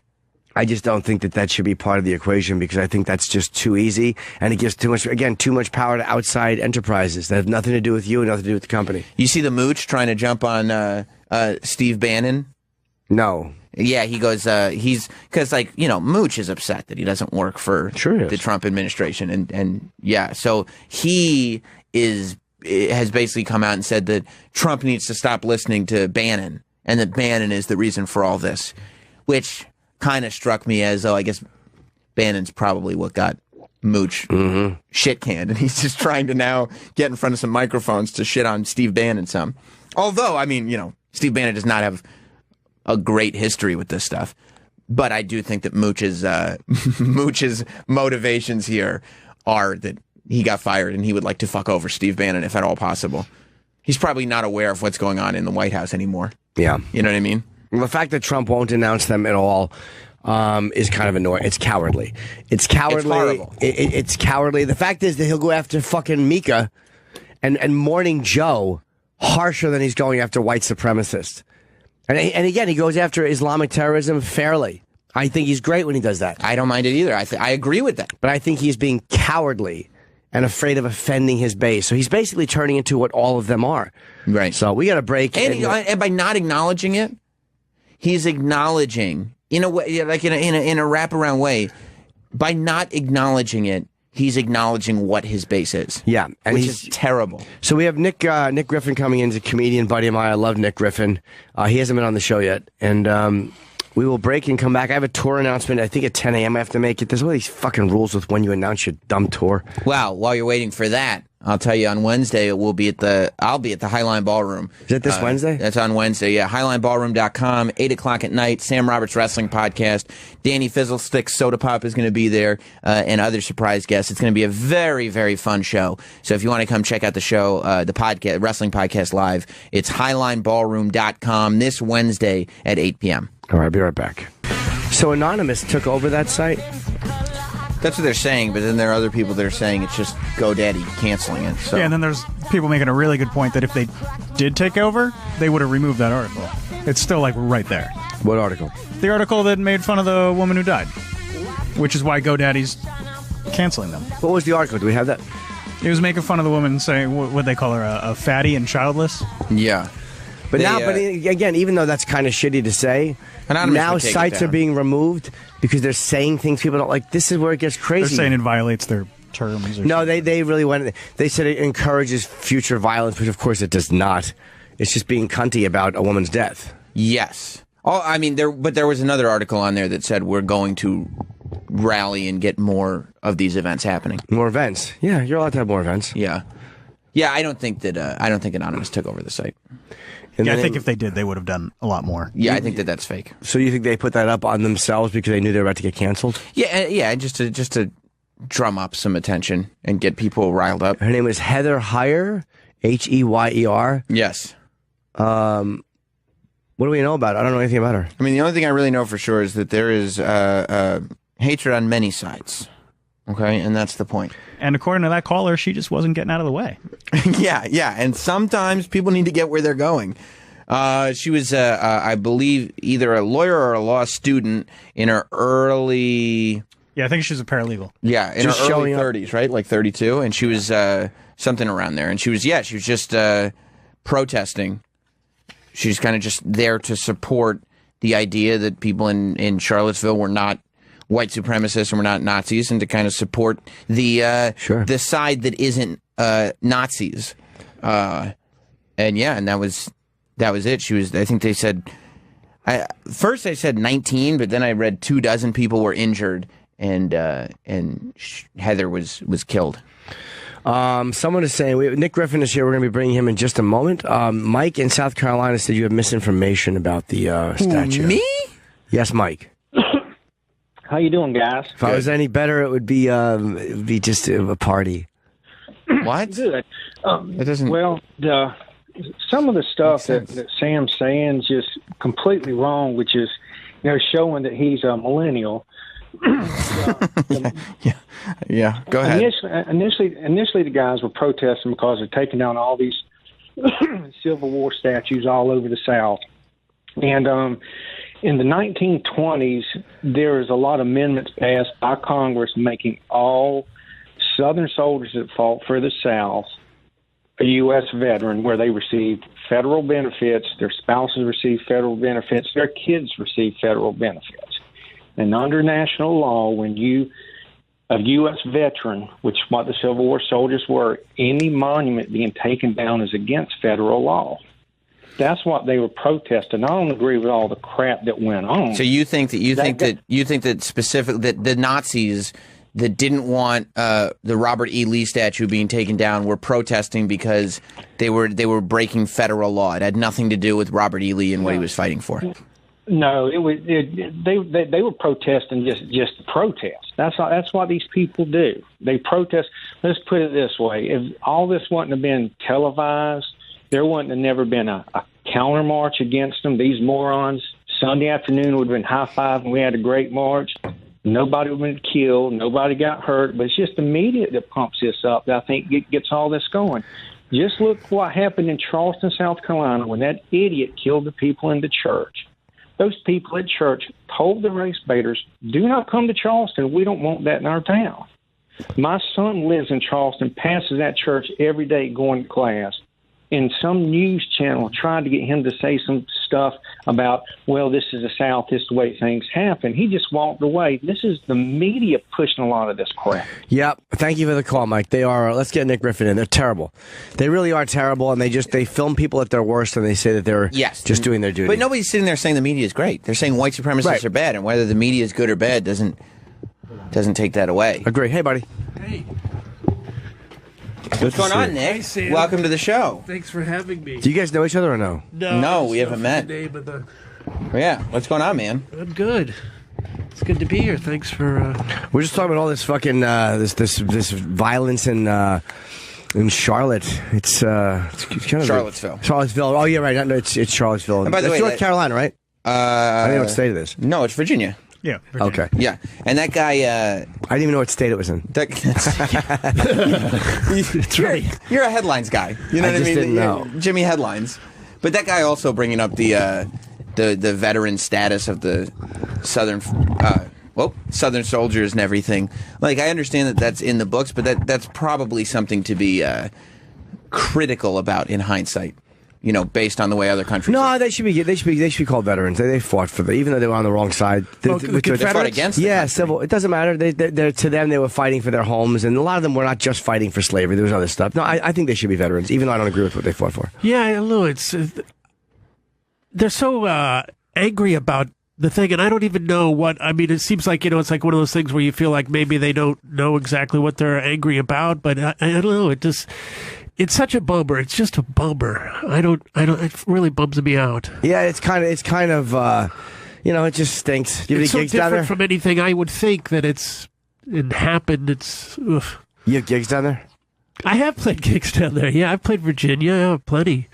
That's where the university is. That's where it happened, right? Or isn't that where most of the students, protesters, students came from there? Yeah, I think so. Yeah. They were. I didn't even know that. I literally did not know what state it was in.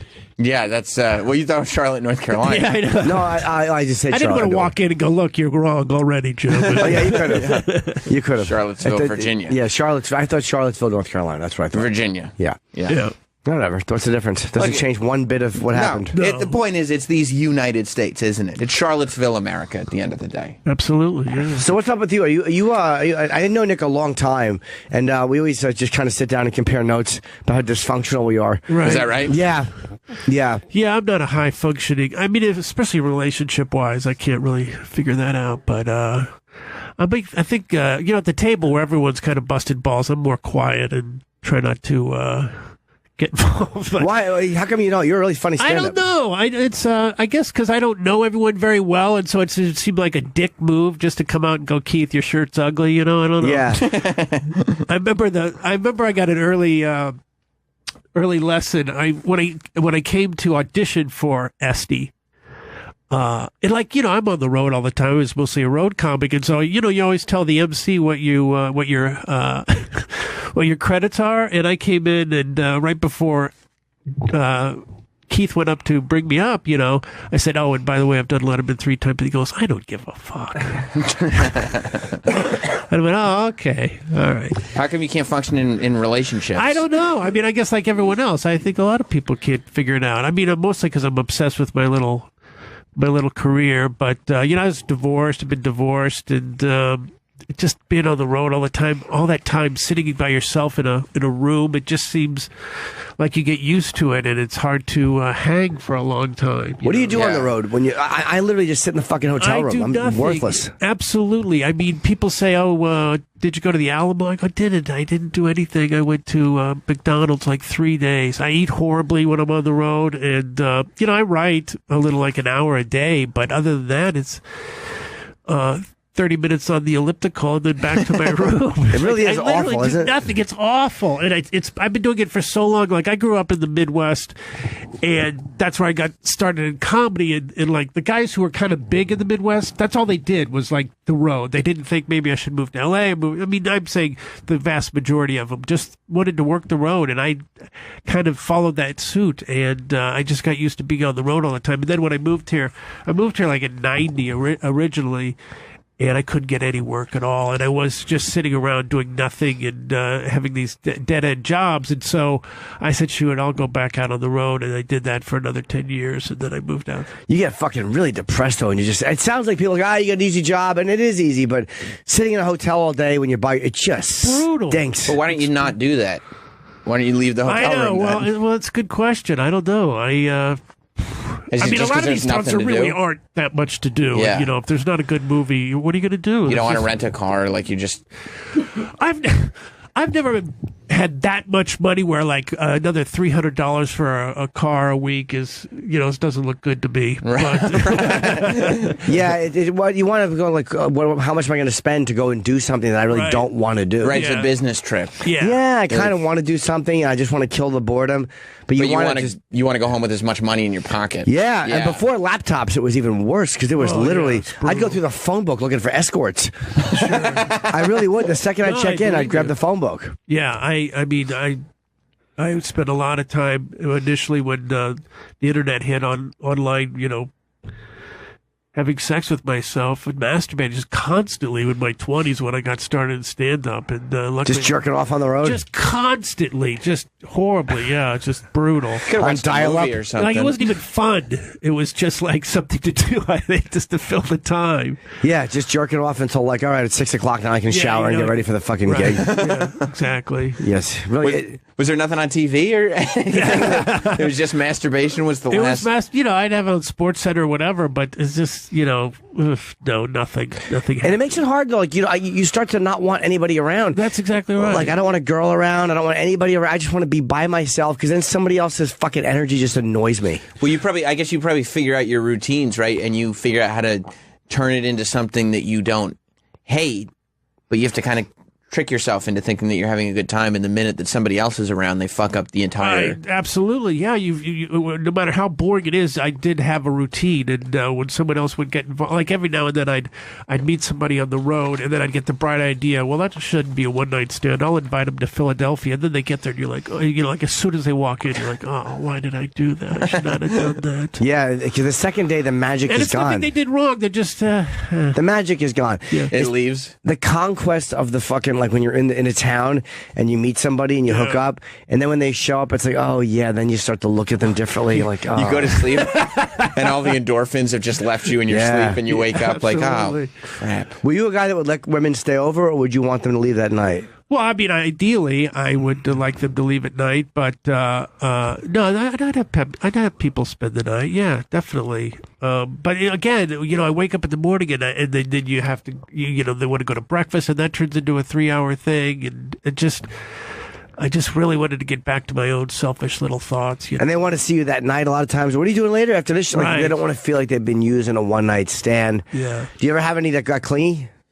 That what? Oh, got clingy. Oh, sure. Yeah. I mean, especially early on when I was drinking a lot, I would, turn it into a thing where maybe I'd have somebody in Philadelphia and I'd call them and say, come on up, it's 2 a.m, and they'd come up, and then it'd just be bad. And then they would want to stay and they wouldn't want to leave, and they'd have 1,000, I'm going to go to a friend's house, but let's get together tonight. And then they would not go to the friend's house. It would just turn into a 3-day thing. And I used to do a lot of, I used to really chase when I was younger, and I think because my whatever testosterone's gone down, I'm not as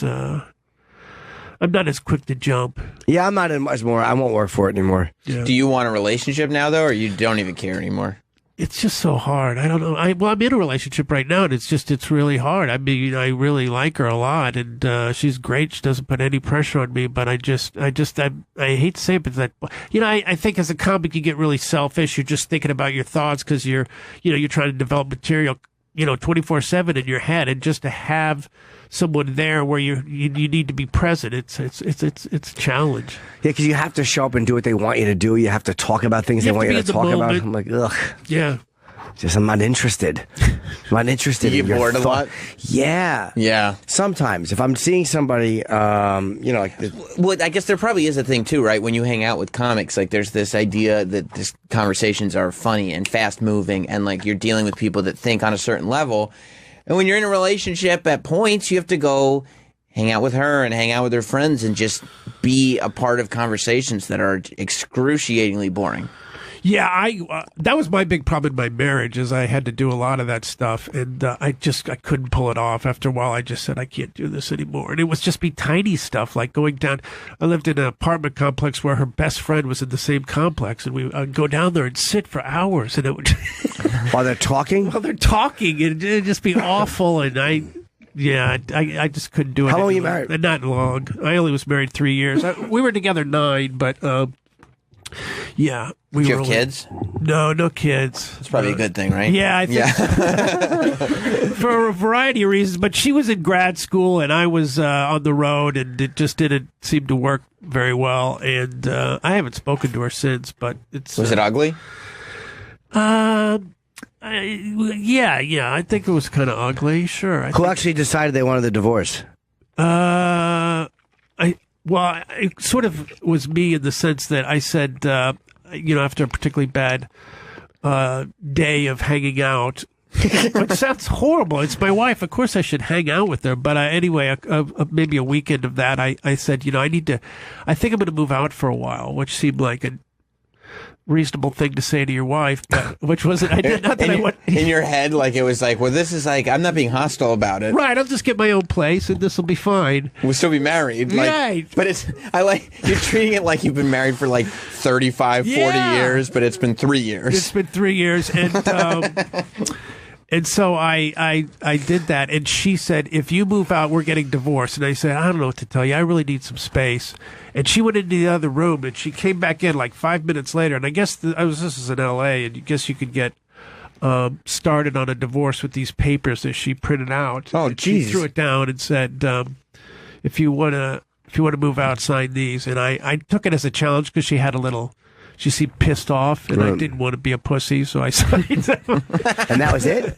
It was pretty much it. Yeah. It really got moving very quickly after that. There was no like, oh, maybe we should think this out, and no, it moved quickly. Did you fight a lot after that, or no? Yeah, we did, because like I ran into a friend like a week after I signed those papers, and he said she was out with somebody, which of course is just a douchey. Of course, she could be out with anyone she wants. The thing started. Yeah, you but moved I out. was furious. Exactly. You asked her. No, I don't blame you for being mad. That's a little absurd. I went bananas. I went bananas, and I called her and let her know my inner thoughts. And did she admit that she was out with someone? Essentially, it was like a non-denial denial, or whatever they call it, where she said, "Look, it's none of your business what I was doing last night." And then do you think she wanted you to get back with her, and she was making you jealous? I think she was probably done too. I think she probably had some sort of. She probably did want to piss you off, though. Yeah, definitely. On some level. Oh, definitely. But she probably had some sort of phone or internet relationship with some guy. Because I remember one time she had asked me, "Do you mind if I have lunch with this guy I used to date? He's going to be in town." I said, "That's, what am I, your boss? You can do whatever you want." And I think that pissed her off that I didn't want to stop her from doing that. And women like that you care, like they want you to be. There's like a real fine line. They want you to be jealous and angry, like to an extent, right? Like they want you to care, right? Yeah. I think actively care, like show them, hey, this is important to me. You didn't care if she went out to lunch with her ex? I mean, I probably would have, but I just felt stupid going, look, no, that's not cool. That's going to hurt my feelings or something. Did she go? She said no. She did not go. I mean, she may have, but she told me she didn't. Okay. I love that response. So, what am I, your boss? Yeah, do whatever you want. Well, I've just never been one of those guys that fuck you. You're not going to go anywhere, and you'll do what I say. What is the line with jealousy though? Because I get that too. Like I can get jealous. Excuse me. I'm just getting over something. What is the line? What do you say something? Do you not say something? And I think women probably. I bet she would have liked it if you were like. You don't want her to go, but you're not forbidding her to go. Right. Which is like this ridiculous mental Yeah, that's a game. fine line, too. I didn't have that kind of subtle ability. But no, it definitely devolved quickly, and there was just a lot of name-calling. And what did she do? What did she do Her for job. a living? Yeah, she was an art therapist, so she worked with kids through art. Wow. I've never heard of that. Yeah, Did you ever belittle her profession? No, I don't. No, I didn't. I don't think I did. Did you think it was a noble? Did you think it was a noble profession? Well, sure. Yeah, anything. I mean, I'm a comic, so it seems. Yes, that's true. Yeah. So anyway, but she had just started because she had just gotten out of grad school. So I don't know. Did you ever cheat on her? No, I made out with somebody once in a elevator in Reno. How'd that happen? That's kind of a random place. Yeah. There was a club out there. There was I think it was called Just for Laughs at the time in Reno, Nevada, and she was at the show, and I had a drink, or didn't have a drink. I wasn't drinking at the time, but she had a drink, and we were going up in the. I wanted to kiss her, and I probably would have pushed it harder, but she brought up that I was married. And I was like, oh, okay, that's right. Is there anything worse than when they bring up your situation? Right. Like, oh, fuck. Yeah, what are you talking about this for? Yeah, why are you mentioning it? Come on, we can get married and be done in 3 years. Let's get this started. Yeah, I should be. Is there anything you wish, like, are there any women that you wish you had cheated on her with, knowing that it was only going to last 3 years anyway? No, for some reason there was not a lot of opportunity at the time when I was married that I could have cheated on her with, that I missed out on. Yeah, no. So you didn't. Once you got divorced, that was it. You never went back. You never talked to her again. No, we never ever talked ever. As a matter of fact, just from signing the papers. No, I think we signed those initial papers, and then I called her saying somebody saw you out with somebody. And I called her a cunt, and she said you're whatever I was, and then I never talked to her again ever. That was your last conversation. That was the last conversation. How did it go through? Paperwork just went through. Yeah, I mean, we did all the extra paperwork through the mail at the time. Believe it or not. If you saw her now, would you say hello to her? Yeah, it's a good question. Probably. Yeah, I'd probably say. You're not mad at her now, right? No, I don't care about her now. You don't care about her one way or the other. You don't miss her. No. I mean, I feel like I waited a long time to get married, even though I still feel super young. Like I got married at 32 or something. How old was she when you got divorced? She was 34. Did she want kids? I don't know. I think she was scared to tell me what she wanted because she knew I was going to say no. Because she's an art therapist for kids. She wanted kids. She wanted kids, and you divorced her at 34. What a cocksucker. Wow, you fucking you fucking left that womb with nothing in it. Oh, you really fucked her life royally. It's entirely possible she feels that way. Yeah, especially that's why she went out with someone so fast. She's like, I got to get this fucking womb filled. Yeah. I have zero time to waste. Yeah, I mean, she literally could be anything at this point. She could have 3 kids. She could be divorced. How long ago did you divorce her? 15 years. Oh, yeah, okay, you're my age. Do you ever miss her? No, I don't miss her. Did you? In the beginning? Yeah. Well, when I found out that guy, probably was sleeping with her, I was pissed. But do you ever jerk off thinking about her? Yeah, I do. You do? Really? I do. Yeah. She had great legs, and that was a big thing for me. I love nice legs. Yeah, me too. How'd you meet her? I met her at a bar. And, were you doing a gig?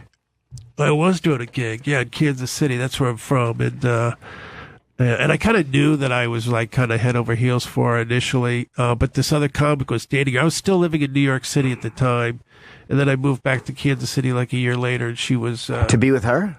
No, God, no. I got like the first time I moved here in '90. I got no stage. I was horrible, and I just got kicked around, couldn't get any stage time, and I left. I left after about 3 years, and moved back home for a year, and then moved to L.A. And I met her between L.A. and New York.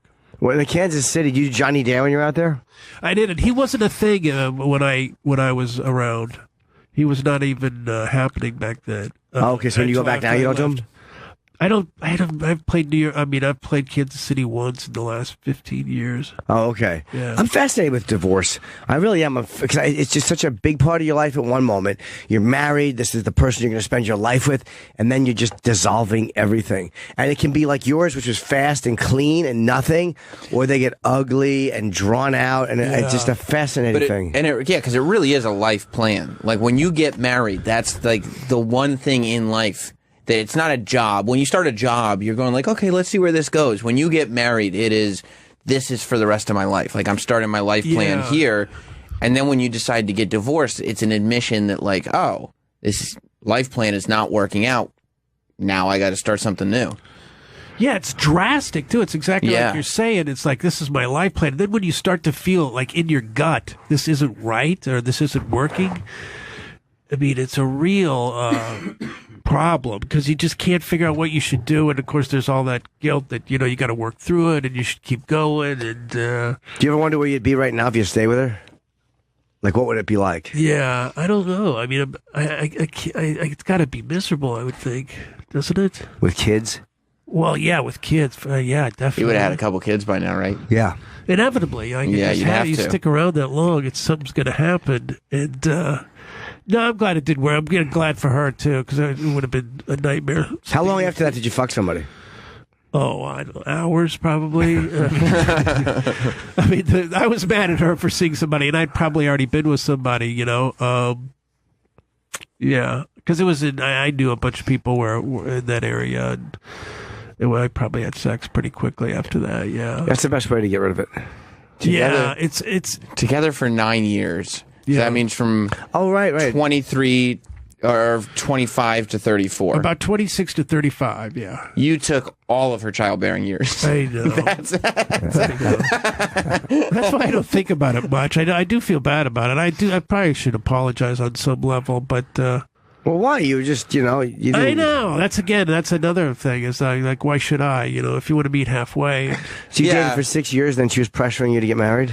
We just had this weird relationship where we would date, and then I would she'd break up with me, or I would break up with her, and it was just kind of that stupid thing that you do sometimes with people, where you get back together and you try to make it work, and finally, I went through one of those periods, and I think everyone goes through this period where you go, maybe you have some like meaningless sex or something, and you go, man, I need something more in my life.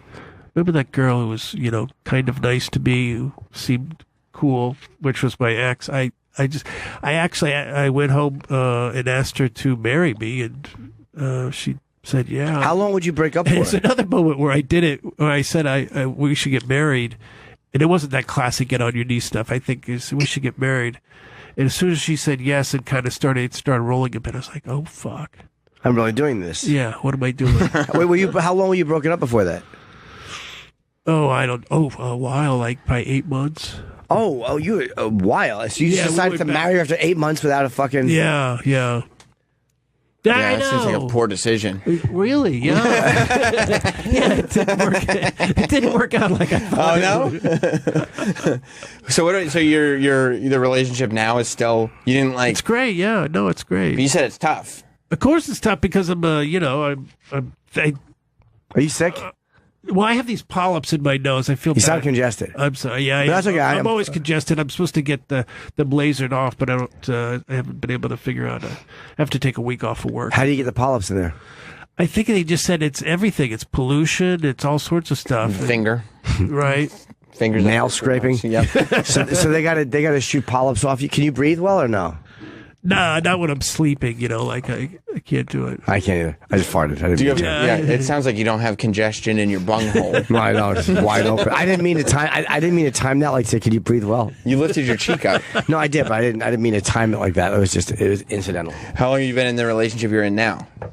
I think it's been 10 months or something. Okay, this is pretty significant. Yeah. Yeah. Have you said I love you? What's that? Have you said I love you? I have not. After 10 months? That seems like a really long time. Has she? To not say that. No one's uttered the words "I love you." Yeah. How long do you think, Sam? How long is healthy? I mean, I would even by 3 months. Troy said no. You think that's too soon? Way too soon. Maybe 6. You don't want to say it too soon. Well, if you're dating, if you're just hanging out, then yeah. But if you're dating exclusively, right, for 3 months, if that's been your girlfriend for 3-4 months, right, then yeah, I would think that would come up. If you're it's hard to say. You say she's your girlfriend, though. Yeah. Okay. Yeah. And you talked about moving in together? I mean, it's Troy's come also up. he's emotionally broken, so he he is. Yeah. Troy thinks the appropriate time for "I love you" is 7 years. Yeah, or never. Oh, when was the last time you said "I love you"? I don't know. This morning, right before we went on the air. Yeah, but I was talking to my dick. I talk to my dick every morning. I wish it good things. Please finally work today. Like the reverse of Mark Wahlberg in Boogie Nights. Yeah. Just shaking like, work. Come on. Please. You can do it. I love you. Yeah, no, it's been a while since I've said that. It's been a while. I mean, I kind of miss it. I miss. How long do you think it should be? I mean, 3 to 4 months with a girlfriend. So this is not like 3 or 4 months after you've met somebody and you've been hanging out. This is like from the time you're like you kind of establish that you're boyfriend and girlfriend. You're exclusive. Depends on the relationship. It can be 4 months. It can be 6 months. 10 months is a long time. Yeah, it's a while. Well, do you love her? I don't know. I don't know what love trying is. to get him to say it first. Trying to. You know what love is. You've been married. Yeah. But like you said, I went into marriage with the wrong plan. I mean, maybe I didn't love her. I'm not a great cataloger of feelings. So maybe I'm feeling something other than love. But yeah, I probably love her. I don't know. When's the last time you said I love you to somebody? Oh, geez, I said it to my wife. That was the last time 15 years ago. Wow. Really? Yeah. So have you not been in a lot of relationships since then? Not any not serious ones? Serious ones, yeah. Wow. Okay, so I kind of miss that. Serious relationships? Yeah, I miss the idea of it. I don't miss the bullshit that comes with it, but I think I would be better at it now than I was. I like being in a relationship. Well, you've been on it for 12 years, and that's good. But I've gone through periods where I don't like it, and then I like it. Like right now, I like being in a relationship. See, that's what everyone says, that you should stick around, and like you're just going through a period, and it gets better, and you're not going to find out if you really love her unless you stick around. Yeah, I mean, I think it really depends on the circumstance. Like, yeah, we've gone through periods where it's like it's really bad, and it's bad for a long time, but it's like, but I don't know, something like tells you to just keep working at it or just keep going, just maintain, and then it gets a lot better, and it does. But like then I've given that advice to people, and they're like, well, we're separating because she called the cops on me and said that I beat her up. I'm like, all right, maybe this is a toxic relationship. Maybe you should go. That's then. bad news. That's not a phase. That's Hey, yeah, have you ever had the police called in a relationship? No, I've never had that. Never. Nothing even close. I've never gotten involved in anything heavy, never anything abusive. Just no, it's weird. Like I think I've been criticized for that by women. Like you don't seem like you care, and you don't seem terribly engaged. Are you or no? No, I think I am. Yeah, I think but I'm sort of a more quiet and. But no, I don't. The whole jealousy thing is not in my repertoire. How often do you see your girlfriend now? Probably 3-4 times a week. Oh, that's a decent amount. That's good. That's a decent amount. Yeah. I kind of missed having someone around though. Like I've been so alone for so long. Like I'm so fucking used to it. Like just get away from me. I want my space. I don't want anybody sitting next to me. I don't want anybody laying next to me. But then I would have people stay over, and I would kind of like it. Yeah. I kind of want. I think I want that now. And yeah, you don't need anybody who's going to move in right away. Like you just have a girlfriend. You know what I mean? Yeah, it's a special lady friend. Right, exactly. A special lady friend. Yeah, I mean that's the thing. Like you can still have your space and have a girlfriend. Well, I think I'm trying to do that. Like I'm just not in a huge hurry to define it and all that. But I guess that's the problem, right? Like after 10 months, that's when people start to get to be like, well, after a year, what are we doing here? Like what? Absolutely, yeah. It's definitely going to come up, especially after this. Well, she might not hear this. Listen? Yeah. Okay, cool. Well, do you think that she That's terrible now? news. Do you think that she wants to move it faster or no? I would say that most women would probably want to move it along a little quicker, but she's certainly not giving me any pressure trouble about it. Yeah, I don't like pressure. I don't respond well to being pressured. I've never done well that way. Yeah, I don't think it's healthy. I like to chase a little bit. Yeah, I don't like when someone pressures me into doing things. It winds up annoying me. Yeah. Or when someone's mad at you because you're not doing what they think you should be doing, and then they're constantly being passive aggressive towards you. I'm like, I just shut somebody off. I'm like, oh, fuck yourself. Unless I'm you're mad. 49. I didn't get into this job to hear this shit. right. I want a job without a boss. I want some fucking woman telling me I'm snippy remarks. Shut up. That's the other thing. Like you design your life so that you don't have to deal with the nonsense. Like Yes. you design a life so that you don't have a boss and you can act like kind of a man-child. And that, like you've created this life where you can do that. And if you find a girl that's not accepting of that, then Fuck out of here. Yeah, it's like, what in my makeup makes you think I'm going to tolerate your fucking snide remarks? Right, you could write it out on a piece of paper on what my life looks like, and it doesn't. Don't you ever want to change things, Jim? Don't you ever think you should grow up a little? Yeah. Ugh. No, I don't. I don't want to hear that either. It just sounds so stupid. Yeah, grow up and do what? What should I be doing that your dumb friends are doing? Your fucking miserable friends. I should be doing what they're doing? Don't you want to go to the vineyard? No, I don't. Actually, I wouldn't mind that now. A nice trip. Really? Well, that's Yeah. the thing. I don't drink, though. You've done so. You're at this phase in your life, I think, based on what you've talked about, where it seems like you're kind of enjoying doing the boring things at the moment because you spent so much time doing the other things. When you paid X amount of women to urinate on you, sometimes it's just nice to hold hands and look at Niagara Falls. Yeah. I didn't mean to tie those two things in, but Yeah. That's almost poetic. Right. Yeah, you start to want normal stuff, or just like sexually. I still like a little kinky, but I mean, like even that. I think when It's enough is enough. It's You run out your string. Yeah. You also don't want to over exaggerate too, because like I probably thought I wanted normal stuff, and then in terms of like a wife and a stable family house and eating dinner together, and it turned out I didn't really want that. I don't know, obviously I was 15 years younger, so maybe that's changed. But I think you kind of need normalcy to be an escape sometimes. Like you need to have this thing that you can just escape into having a normal life, like just for a second, and then be able to duck back into the things that you actually want to do whenever you want. But sometimes you just need to be able that's actually the escape for some people, is that just the mundaneness of life becomes this vacation from everything you've been doing for all these years. Yeah, and you don't know how long the honeymoon phase is going to last, where everything you do together is fun, where you like being around each other. Oh, yeah. Like, you don't know, is that going to last for 6 weeks, or is that going to be an 8-month or a year thing? But the craziness I can't do anymore, the toxic, the snipping shit that happens in relationships, where people are on you because you're constantly not doing what they want you to do. I'm just done with any of that. I won't deal with it. Well, maybe it's time for your dating pool not to be the people who you meet on the internet who will text you about their fat vaginas.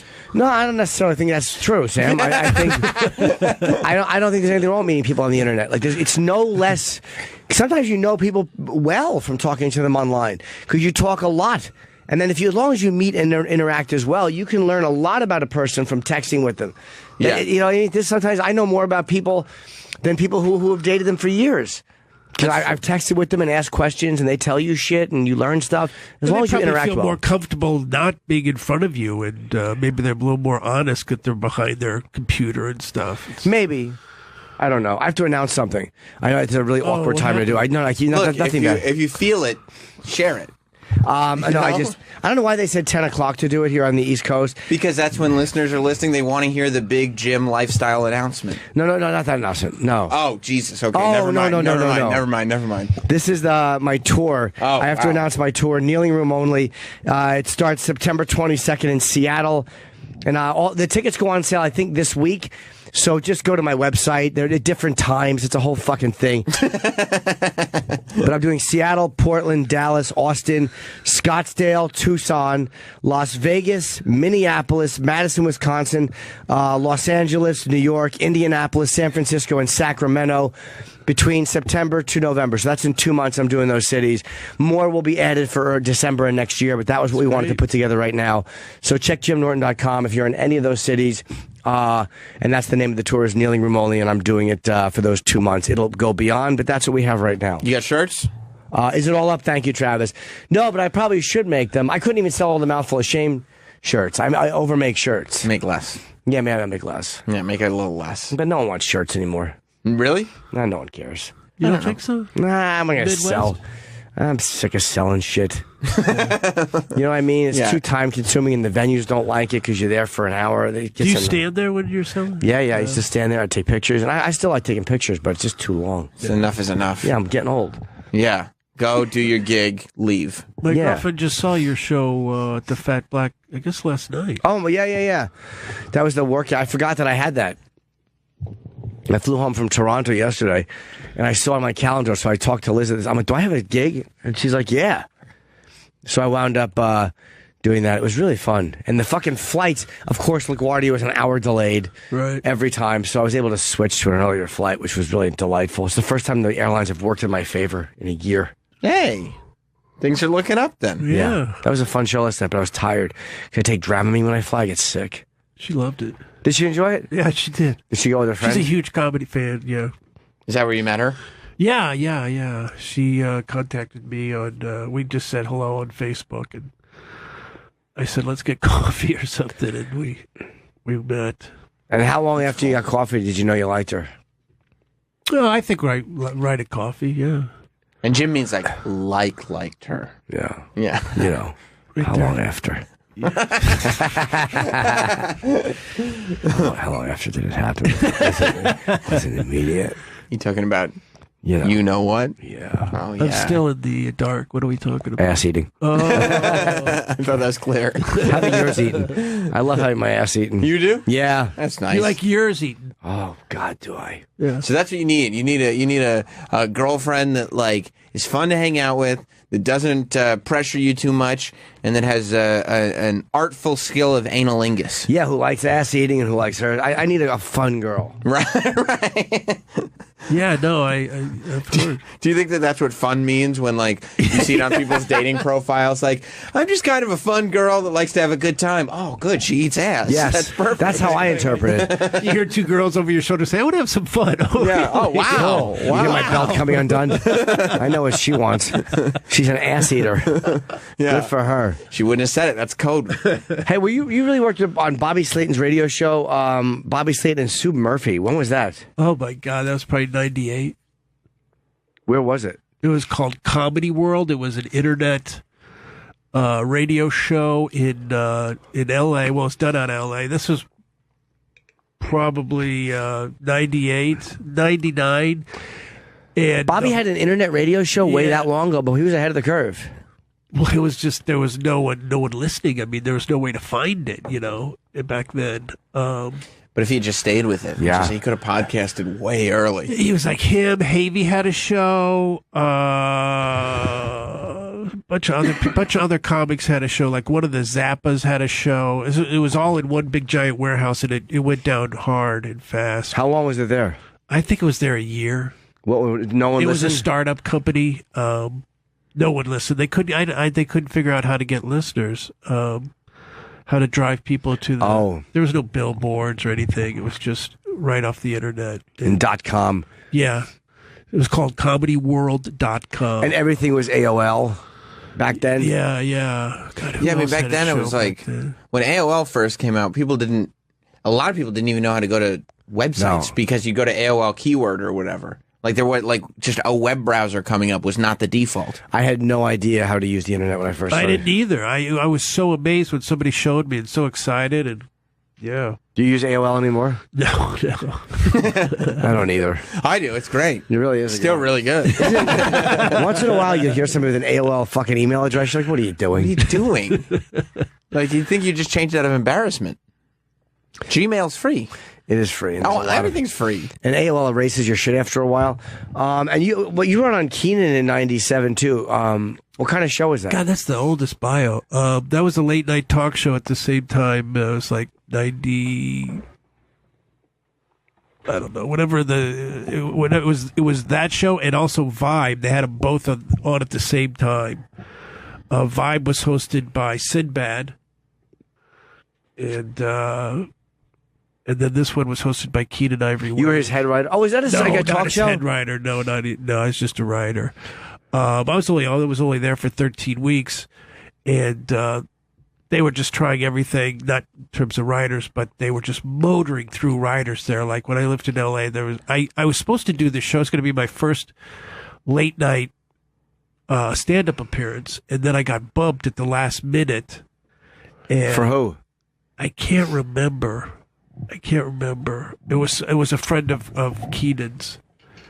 It might have just been like Tommy Davidson. Did he apologize to you? No, he didn't apologize. But they did profusely, the executive producers. And then my manager said, because I used to write jokes, try and get. I used to submit to like the Tonight Show and stuff just to see if I could get a writing job. Anyway, I got one on there for 13 weeks, but it's so hard, and like you're there 14 hours, and I couldn't work on my stand up. And at the time, there wasn't a billion little shows around LA, so you got 2 or 3 shows a week. That was pretty good. What's the money like on those writing staff writing gigs? $2,500? Yeah. At the time, I think it was $2,250 for me, and I was at the lowest of the low, and that was like insane money. How much do you think like high up writers make? $2,275. No, I would say higher. Wow, 3,000. Wow, 10 grand a week? 5, 7, something like that. Yeah. We didn't talk about it on Wednesday. I guess we didn't get around to it, but. What do you think of Letterman coming back to Netflix? Yeah, I don't know. They haven't said what he's doing. Yeah, it seems like it's going to be like more of a serious type thing. I think he's gotten super serious. He's doing what they've said is he's doing like an interview type show where he'll sit down. Isn't it issue oriented or like it's going to be like maybe topic oriented, and it'll be like an hour show where he has one guest, long form. Yeah. Because I know he talked about it in the past, and it was going to be like stuff like global warming and, that. Field pieces too, Travis is saying. Yeah. Is he just tired of being funny? Like, do you just get tired of like being the funny guy? bored of the same routine. I'm thinking the same formulaic thing. Yeah. He's got to be incredibly bored right now. He must be, come back, do some of these. Like Chelsea Handler, I thought she made a mistake when she left E, but I mean, she's happy where she is at Netflix. You just get bored, I guess, of talking about pop culture and doing that stuff. Oh, it's got to just drive you nuts after a while. I just kind of wish they'd like when a Tonight Show or a late night show host, and I guess that's the end. Like the Leno Letterman is probably the end of that. That reign of sort of romanticizing those late night talk show hosts. But I kind of wish they would just disappear like Carson did when they were done, Yeah. Or you mean, like just go off into the scene. And, never maybe pop up now and then. Like I don't mind Letterman popping up and doing like Norm Macdonald's podcast or something. Just a weird thing. Did he do it? Yeah, that's cool. But I don't like. I don't know. There's just something about it. Like I didn't love that Jay came back to do the car show, even though it's different and it's passion, and I totally get it. Well, he didn't want to leave the Tonight Show either. That's true. That was a forced retirement. That's true. Sure, of course. Second forced retirement. And that was probably part of the deal. Working. He loves working. He just needs somewhere to go. Yeah. He's working on cars. The show, people watch the show. They like the show. He's got to be doing well, yeah. But Letterman, I was kind of hoping would be one of those guys. Well, depending on who you talk to, away. Letterman didn't want to go either. Oh, is that really? right? I mean, I've heard that from people. Really? I've never heard that. Yeah. Maybe you're right. I never heard that either. He didn't want I believe it. I mean, they're always trying to get someone younger. Yeah, did they just replace him because they wanted younger? I mean, that's what I've heard, depending on who you talk to. Who'd you talk to? I'm not going to say. What are his initials? DL? Nope. Oh. JS? Maybe. Oh, I know who. Or yes. You did Letterman. You did him 11 times? 11, yeah. Did it help at all? It's always like the old days of where Letterman and Leno or any of these shows mean something. Now it's like there's still good shows to do, but they don't put people in the clubs. I think the only thing it did for me is kept me excited about doing stand-up at the time. Like I'd be on the road, then it'd be dreary, and then I'd get to do the Letterman show, and I'd feel really good about myself, and I'd feel motivated. And, did you ever get to talk to him? No, not for any period of time. I did it twice, and we said hello briefly, and I shook his hand in the hallway. Yeah. But that's crazy to do the show 11 times and not have any kind of relationship with him. It is. It's odd. It's it's interesting. One time I did the show, and then it went off, and then the show ended.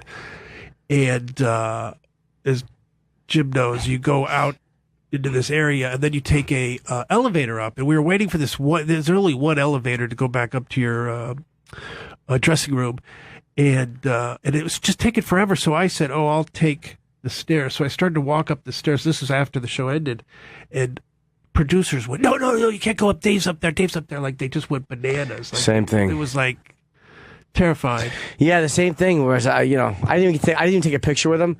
I wanted to take a photo with him, and they're like, "Oh no!" So he just walked up the steps. So I just shook his hand and said, "Hey man, thank you for having me on." He goes, "Oh, you're welcome." Like he was fine. Like it's just this whole fear thing when he was there. They were all so scared of him. Don't you think a lot of that too is like they created maybe a little bit more than needs to be? Like they're overly protective of him, even though maybe he could be more approachable than they know. And maybe, yeah. Although I think he was probably difficult too, but I think they were also afraid of incurring his wrath. I mean, it might have been having all the staffers around all the time. Like he Yeah. just didn't want people around all the time, so that ends up getting rolled over onto the guests. Right. Or maybe there were a lot of guests that he didn't care to interact with, and so the people who he actually wouldn't have minded interacting with just, bore the brunt. Yeah, but I mean, zero interaction. He was not at all. It's very weird. Personable. But again, he was funny. I mean, his show was really good, and he had me on twice, so. Yeah, I liked it. I liked it a lot, but near the end it wasn't as good. But how many did Regan do? Regan did a bunch. Oh, he did a ton. Yeah. Can we look that up? Is that how many? Richard Lewis did a mammoth amount. I think Gaffigan did a ton. Jake Johansson. Do you know Johansson? Yeah. Brian Regan, did he have a relationship with Letterman after doing it all those times? I doubt it. I mean, did you ever sit on the couch? The first time I was supposed to do the show, I got bumped, and so they brought me over and sat me next to him to close the show when we said goodnight, and that was, yeah. So Did you get to talk at all there? Will you come back, Nick? And I said yes. And that was it. I said yes. How long until I you're took advantage of the opportunity. Introduce the audience to me. Yes, how long until they rebooked you? I think it was like 2 weeks later. Oh, that's not bad. People were notoriously, comedians were always getting bumped off Letterman. I never got bumped, again, only twice. But they were notorious for bumping the comedians. Really? Yeah. You know what happened on... That's just got to be frustrating. One of my last appearances, I did like 3 jokes, and then I froze, and I couldn't remember my act. And I mean, it wasn't like short either. It was a long time that I could remember. And then I got 3 jokes in again, and then I forgot again. And I got all the jokes out, but it was probably a 7.5 minute set that was, you're it's supposed to be 5. Oh. So what did they do? They didn't do any. Well, I mean, all the producers came running over to me saying, "What happened? What did you do? What were you thinking?" And I was like, "What do you mean? What was I thinking? I was testing the waters. That's a new style. I fucking forgot." Yeah. So making it up as I got there. You blanked. I blanked. I have no idea why to this day, but I remember thinking, "Well, that's it for me. That's." You thought it was over. That's a good way to go out. So wait, can we look up his Letterman appearances? Like when Brian Regan? No, Nick. It's all edited, so it's all fit. Oh, they didn't leave it. You can't tell. Oh, god damn! I mean, I would have loved to have watched it. When was it? There would have been 2013, I think. Yeah, look up 2013, maybe. I think. Wait, is that it? May 13th? Oh, it's 2011. Yeah. 2008, 2011. It wasn't 2011, huh? I don't know. It's in there somewhere. Yeah, I'm kind of curious just to see if I can see anywhere. I would love to know where you're panicking. Yeah, did you... You know, the good thing, the only thing I did right is I just stood there and thought, and I didn't, like, look at David, or I didn't stop my set, or, in the sense like, oh, I can't think of it. I just, like, sat there and tried, and you could tell, like, I mean, that place is sold out, obviously. Great venue, and you can kind of see the first 2 rows, so I'm, like, looking at them a little, trying, and there's nothing, and you can tell the audience just feels horrible for me. What brought it back? I don't know. Maybe I skipped a joke and then I found it again. But I don't know what brought it back. That's so funny because you must be looking at the audience like they're going to help you, right? And the audience is like, I don't know what you want from us. What do you? I don't know what like you're here. Not only can we not help you, but you're ruining our show. Yeah, we're from out of town, man. We flew in for this. I would love to see that. Just to know where you blanked. Yeah, I don't know. It's Late Show 2013. Is this it? I don't know. Thank you. What's up, man?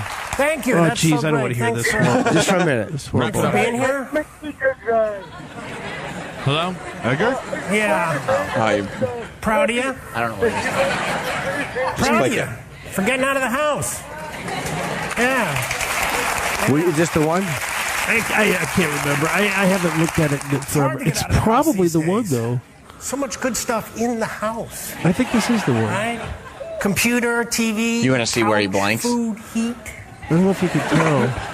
I didn't. Could I be at never home looked right at now it having a again. big orgy of laziness. Do you think you'll be able to tell? Oh, sure, I'll be able to. I'm gonna check my phone again.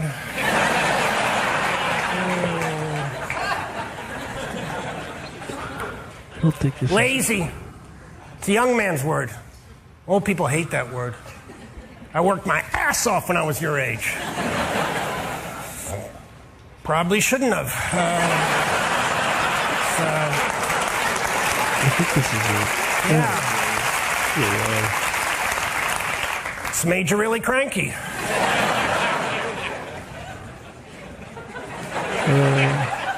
But they did work harder than us. I can agree on that. The parents and grandparents, they worked harder than us, you know, and fought for stuff, real stuff. Human rights, civil rights. What do we want? Free Wi-Fi. Yeah. I want to see. Do you hate watching yourself? Oh my God! You can pause this. I want to see if I can see your face. Yeah. Where you blank out.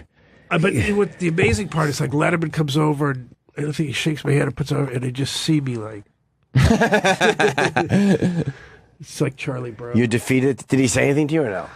Didn't say a word. Like, that's the thing about, I guess, being the stars. You don't have to say anything good. You don't have to say anything bad. You can just shake a hand and walk away. I think that is it. Oh my God! Look at him. Look at Nick's face. Yeah. Hit play. From the go back a little bit. Yeah.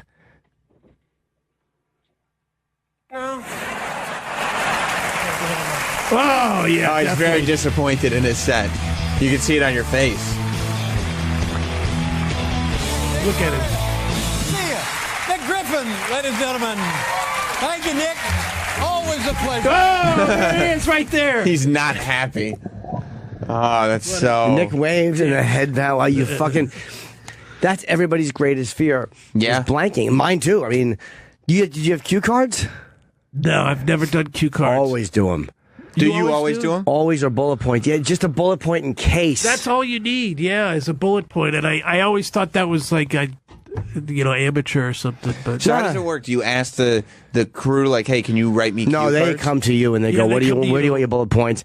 And you would just say, I don't need cue cards? Keywords. I mean, I think it's probably 50-50 in terms of people who use them and people who don't. Because they don't hurt you if you have them. And the bottom line, if it's in the monitor or a bullet point, you can just look down. I've had that on the Tonight Show where I would have to look down and do something. I go, oh, okay. And I would look. Like, there's been times where I blanked, but it was temporary. It's never been a distraction, though? No, because I was afraid you become too reliant on it. But the bottom line is when you blank in front of that camera, and I've had those moments where you're like, oh my God, but I knew I had the cue card, so it would spark me. But you've never, like, seen, like, say you're on the first joke, you've never seen the second joke early and then without even, like, subconsciously just rush through the first joke. No. No, because you're paced out by then. You kind of know what you're doing. But it is a weird... Because half the times you're chopping up your set and finding shit to put there. Like, okay, this normally goes 18 minutes into my act, but now it's going 3 minutes in. Sure, absolutely. So the words that segue you into the fucking next line... aren't there. Yeah, it's like normally if I would say something like, I was talking to Sam... And then Troy came out. Now I've removed the Troy came out and I put something else in. So you forget, because we all look at the first words of our jokes, right? But you forget that there's a last word to your bit, and that's the one that actually gets you into the next fucking joke. Yeah. Fuck, and you change that around. And, oh my, oof! It's just that simple. Yeah, huh? it really does. I just am glad that I got through it. Like I would, I mean, it could have been an appearance that wasn't. You know, that I didn't even get on the show because that looked okay. Did you have go on again after that? Yeah, I went on 2 more times after that. But yeah, it was brutal. They can fix stuff. They can fix it. Yeah, it's amazing what they were able to do. But you were smart not to panic. Yeah. Yeah, what would they do if you had just panicked and lost it? Would they not show the set? Would they show you fucking up? What do you think? They would have cut it. Just cut it entirely. They would have cut the whole thing, yeah. Do you think nowadays they would still cut it, realizing the viral potential? Right, exactly. You know, because everything gets put out onto the internet anyway. I don't know what they would do. That's a good question. Yeah, I feel like they might leave it. Just because they're like, you know what, this is going to get more hits than if we just put up his set. Do you get nervous for TV spots now? Sure, always. Yeah, I did in Montreal, I did the festival. I did that. I was so great because the first night I got there, like the Wednesday night was my gala. It was Colin Jost and Michael Chase, so they're friends of mine. So it's like, if A, they're buddies, B, get it the fuck out of the way. I hate when it's Saturday. Right. Like the whole week is leading up to your fucking gala and you can't work on your set. What do you do, 20? No, 7 or 8. Oh, okay. or 10. So I just did it. I wasn't that nervous at all. I knew the material would work. Right. I didn't care if I cursed. And I just did it. It doesn't mean anything to me. It's just, but here it's a little bit But more. I think that is where you need to get to, is where it doesn't mean anything to you. The Tonight Show still would. Colbert would. Like the shows here would. But Right. that one only airs in Canada. And it's not that I don't care about it, but I've just done it enough where I'm like, I know that this will be good. And if you curse, it's not a big deal. Yeah. Should we break and then come back? I was about to say, yeah, we should take a break. All right, we'll take a quick break. Nick Griffin's here. You can go to the Nick Griffin on Twitter. He's got dates coming up in Millville, New Jersey, Comedy Magic in Hermosa Beach, California, Brad Garrett's place in Vegas, which is supposed to be great, and also Side Splitters in Tampa, which is one of my favorite clubs. And my tour is starting September 22nd in Seattle. I have Seattle, Portland. I have a tremendous amount of dates. Indianapolis. I have New York. I have L.A., Minnesota, fucking Dallas, Austin. Just go to my website. Tickets will be going on sale this week. They're all different days. And I will be adding dates. So all the people who are thinking, how come you're not coming to my city? I will be adding a lot more in December, January, and February. Fantastic. And see Sam live on Wednesday. Yes, HighlineBallroom.com, Sam Roberts Wrestling Podcast with Dan Soder live on Wednesday night. Be right back. He's passed away. He certainly has. Yeah, he's dead. He's dead. Yeah. Welcome back. You're not going to hear from him no more. No, you won't. No, you won't. We were just talking in the break about Jake Johansson, and I've talked about him on the air before too, because I always liked Jake as a comic. I think I met him once. Here, by the way. Yes, oh, sorry, Nick. Yeah, we did. I think I did Tough Crowd with him. I did meet him once. Great stand-up. Over 40 Lettermans, maybe 43. And I haven't heard as much from him lately, and I don't know why. And Nick said he's doing a lot of corporates, which means he's probably making a shit ton of money. Those pay better than anything, corporates. But I read that he was nominated, or he was wanted for the part of George Costanza on Seinfeld, but refused it. Oh, he should have taken it. Like, was that an audition he turned down, or the part? Oh, geez, I don't know. I can't imagine. I don't know. I've never talked to Jake about it. I'm curious. He said that on his Wikipedia page, and refused. Again, it might not have been the same show if it wasn't for Jason Alexander, who was incredible. Sure, yeah, everybody nailed it on that show. But you can't say it would have been the same show. But it's still got to be hard if you turn down the biggest TV show in history. Yeah, when you see that happen with that role, like, I don't think you're healthy enough to be like, well, you know what? Maybe the show would have been different if I had done it. This was probably still the right move. No, he's probably regretting that. I remember watching him when I was younger, like a newer comedian, and just seeing that as an unattainable goal. What? Because he was very clean and very funny. Jake Johansson was really clean, but it's a really good act. And I would watch that and go, I'll never be able to be that guy. Oh, really? You knew early on that you... Not even just dirty, that polished a comedian. Just because he's good, you mean? Well, no, I think that's in a way, yeah, though. That is, in a way, what it was. I'll never be that good. Oh, so you're a smart kid. Yeah, well, insightful. Yeah. That's about right. Yeah, so you have qualities that Jake doesn't have. Right. Maybe. You're self-aware. That is true. But I would watch and go, like, that's what a headlining comedian is. Like, that's what a fucking headliner is and what he sounds like, and I'll never be that. God, there were so many guys like that. 46. Sorry to interrupt you, Nick. 46 appearances on Letterman. Amazing, right? Wow. What's he done for me lately? That's amazing. What is that? It's 200, 230. So what is that? 3 hours plus on Letterman? Wow, that's it. No, it's almost 4 hours. Wow, that's a crazy way to look at it. 46. Yeah, I guess you're right. Something like that. What is he doing now? Is he doing some gigs? I mean, I really... Hanging. I'd love to go see him live. No, he's great. Yeah, I saw him about 3 years ago. It was amazing. He was at Gotham. It was great. Is he still clean? Yeah. Fuck. Yeah, Jake Johansson, if you see him anywhere and can go out to watch him live, go watch him live. San Jose this weekend. Huh?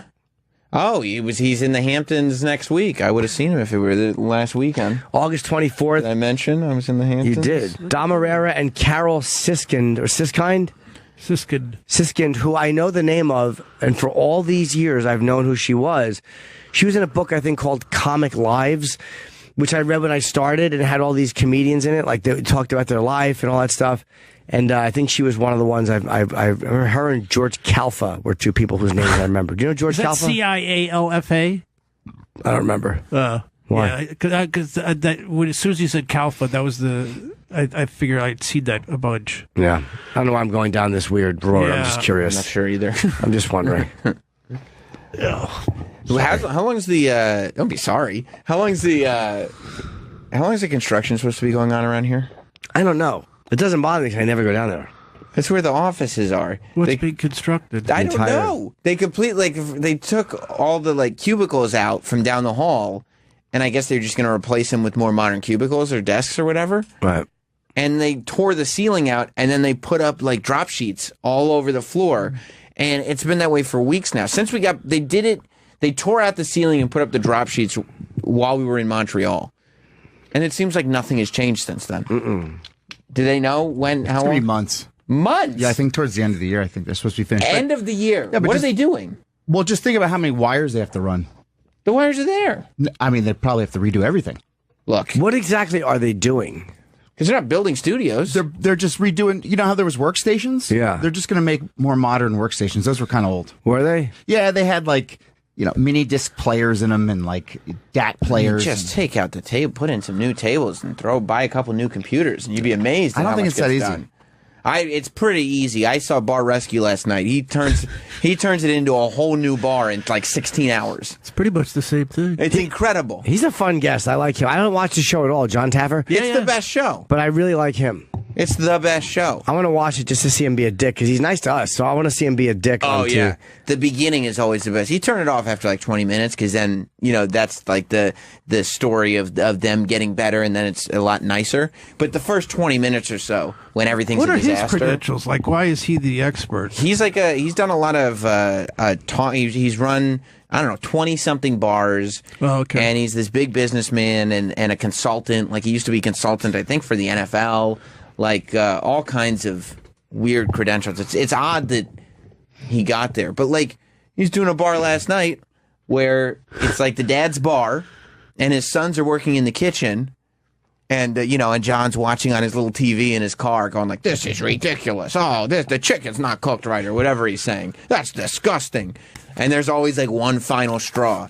And then John in his car, he goes, that's it, I've seen enough. And he has to march in the bar and start like really, putting down the business. He gets annoyed and has to go in there and do something. Same format every time. There's always one thing. And he goes, I've seen enough. And he goes into the bar. And this time it was like the dad who runs the bar but who doesn't do a good job. He went back because somebody sent their food back, and his son works in the kitchen. And his dad just walked back to the kitchen. He's like, what the fuck are you doing? And he smacks his son in the head. And then John's like, he can't be doing that around here. And he runs into the bar, and he's like, you're a terrible boss, and you're a worse father. And he's just sticking his chin out the whole time and just really berating people. But he's always got a reason. He's like, you I humiliated him because he humiliated you. And you're like, yeah, John, I'll buy that. Are his suggestions typically good? Yeah, it's always the same suggestions. He's like, he's going to make the kegs are going to be cooler.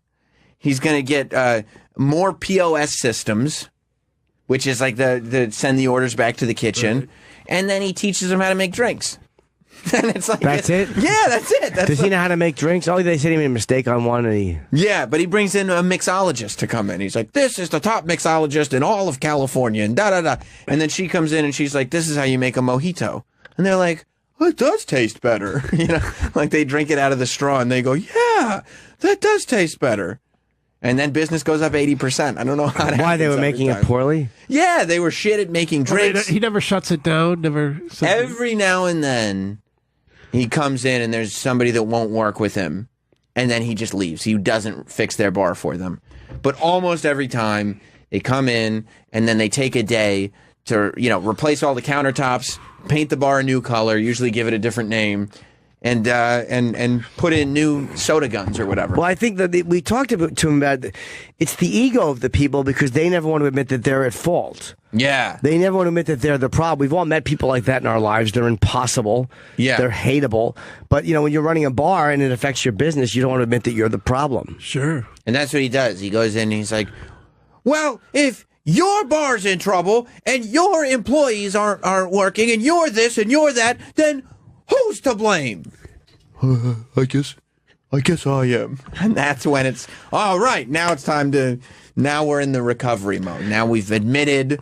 Right. It's the boss's fault. I always feel that way about comedy clubs, that I could go in and figure it out and straighten them out, because there's always something that I feel they're doing wrong, or almost all of them. Yeah, Rich Voss and Bonnie pitched something like that. Did they really? Yeah, it was real. It was a good idea. Me and Keith Robinson did it with them. Did it ever come close to happening? I don't know. I don't know how close it came, but it's a great concept because what do you think is wrong with certain clubs? Well, I think for the most part, it's security and not keeping people quiet for me. That does happen a lot, right? It's constant. I mean, Is it worse on the road too? Oh my gosh. Yeah. And, I don't have a problem talking to the audience or telling people to be quiet, but after a while, it's just too much, and you never feel it. Because, so many of these clubs are just getting by, and they have to, allow a certain amount of that just to continue to get their beer money and nacho money. But I feel like my nerves are a little more rattled now after this many years, and then I can only put up with so much. But do you snap ever? Yeah, I snapped. I guess technically I snapped in Atlanta. I was at the Punchline there about a month ago, and two drunk ladies were sitting in the front row, and I saw them get reprimanded by talked to by the host, and he said, "You got to be quiet." And I thought they were going to be quiet. Then I got up there and I tried to talk to them, and they said, "Would you shut the fuck up?" And I just kept saying, "Shut the fuck up," and they were laughing, and they thought it was funny, and because they were getting just the worst. Did they throw them out? And there was like 14 people. There was like a Sunday on on holiday weekend or something. And no, they didn't throw them out. No, they stuck. How was the weekend? It was okay. Yeah, it was all right. Not great. No, it was fine. Yeah, it was pretty normal. I was surprised because sometimes it does get a little chatty there, but this was the only night that there was something wrong, and that was the last 20 minutes of the week. It's amazing, though, that there's when there's just one problem that's constant, you know what I mean, throughout all these clubs. Like that a Taffer or somebody could just go in and go well, I've paid for 3 new security guards and a new microphone system. And it's that's what you need. It's really not that tough, it's not. right? It's really not difficult. All you have to do is pay attention to what's going on and figure out, there's never been a comic or an audience member that enjoys when another audience member is interrupting the show. Right. Ever. So just that's the only problem, right? That really is it. Isn't that crazy? It takes so much to get me pissed tonight. I mean, I literally had this fist shaking, and you could tell on their from their smile that they kind of enjoyed that they had broken me. But you don't need a setup for bands. No. You don't need to mix it right. You don't need acoustics to be that great as long as they can hear you. Yeah. Just have a bar with drinks, a kitchen if you want. Yeah. You don't even need a kitchen, but it helps. And some fucking people who will tell the audience not to yap. It really is that simple. Clubs that throw people out for talking, I love those clubs. You do? Yeah. Those are your preferred venues? I hate people who talk. Someone's saying that his bar was on Bar Rescue. This guy, Dan in Ohio. That's fucking awesome. Hey, Dan. Jimmy. Hey, buddy. Hello. Hello. Not my bar, but a bar in my hometown was. And which it one? closed a couple of the Mad Cactus. I don't remember it. And then it closed. Oh, it closed after Bar Rescue? Why? Yeah. I don't know. Probably the guy just didn't listen. Here's the thing. The thing about Bar Rescue is, and I'm sure the same thing would happen if you did it for comedy clubs, is that Taffer's there for 3 days. So this whole, because it boils down to terrible staffing and management, right? The people who are working there are the reason that the bar or venue or whatever is failing. So, you can paint the bar up to look as amazing as you want, Of course. but you can't train a person in 2.5 days. It looked the exact same on the outside. How long after did it close?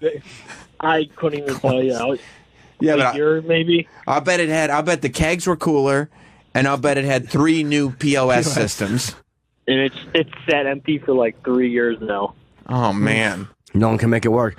All right, I thought it was yours. Sorry, I thought it was his bar. Sometimes he puts in the butt funnel. Oh right, so to make people socialize. If there's a dance floor, he'll throw in a butt funnel. That's Taffer's invention. What's that look like? A butt funnel? It's literally if you've got if this is your walkway to get on the dance floor. See, he puts a wall on either side, so that the gap to get on the dance floor has now become narrowed. Mm-hmm. So in order for 2 people to walk in together, they have to make contact. Oh. And he says the butt funnel is a social device because a bar is a social business. But does that work? The Did he butt invent funnel. that? He says his invention, the butt funnel. Does that work though? See, there's a picture from from his blueprints. Oh, I that's, see, yeah. That's the butt funnel. Does it work? Everything John Taffer does Look at it. works. Of course that works. It's genius. You rub butts, and then all of a sudden you're like, hey, did we just rub up against each other? You want to dance? You want to get a drink? You know? I doubt that works. Don't you think if you rubbed up against a girl, she'd be like, hey, what's your name? No, they would just wait for me to walk through, and then they'd go. You'd be like, oh, we're both trying to get in at the same time. And she's like, no, you go first. Yeah, you can go. It's okay. You can go right ahead. I don't know if that would. It's a half. Excuse me, go ahead. There's no time to talk there. No. I was just okay. She's gone. That's how fast it happens. So the butt funnel would not be effective for your life. No, it's not like it's a hallway. Well, you got to fucking walk. You have to 200 yards ahead of time. The butt funnel's coming up. I got to come up with a line. Yeah, but Jim would just try to like jump into the butt funnel as soon as he saw a pretty girl walk in. Just like Jim would be the creep standing next to the butt funnel with his drink all night, just trying to jump in at the same time as people. Yeah, putting my erection out. Sorry. Whoops, I guess we're trying to get to the same place. Sorry about that. Sorry. Hope this doesn't bother you. I'm Jim. Hey, what's your name? Yeah, sorry about the little spot of fluid in the front of these pants. Yeah, I know. Sometimes it's natural. I don't know if that'd be very effective. The butt funnel? No. I mean, they're very, very basic, the suggestions he makes. The one that came on after the new one at 11 o'clock last night is some Indian kid that his dad just bought him a bar, I guess, to get him out of his hair. And, like, he just gave away alcohol all the time. Like, John Taffer sent in some girls with their titties out and everything, and the guy ended up giving him 4 bottles of liquor. It's like $1,600 worth of booze. He just gave them to him. So, like, the whole lesson of the bar rescue was, like, don't give people drinks for free. The guy was like, all right, John. And they were like, business is up 80%. You're like, yeah, of course, because you sell things instead of giving them away for free. You don't give girls free drinks. It's your business. It's the bar. It's what you do for a living. Yeah, you have to sell them to... You sell the drinks to a man, and then the man will give the drinks to the lady for free.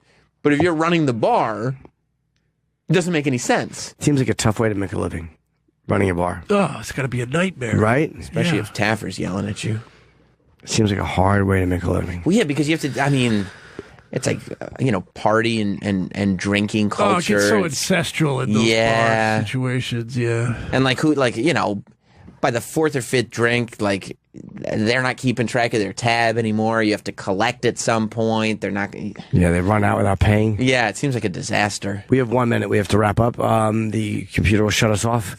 So I've announced the Chip podcast is now up, the new one. It's got Anthony and...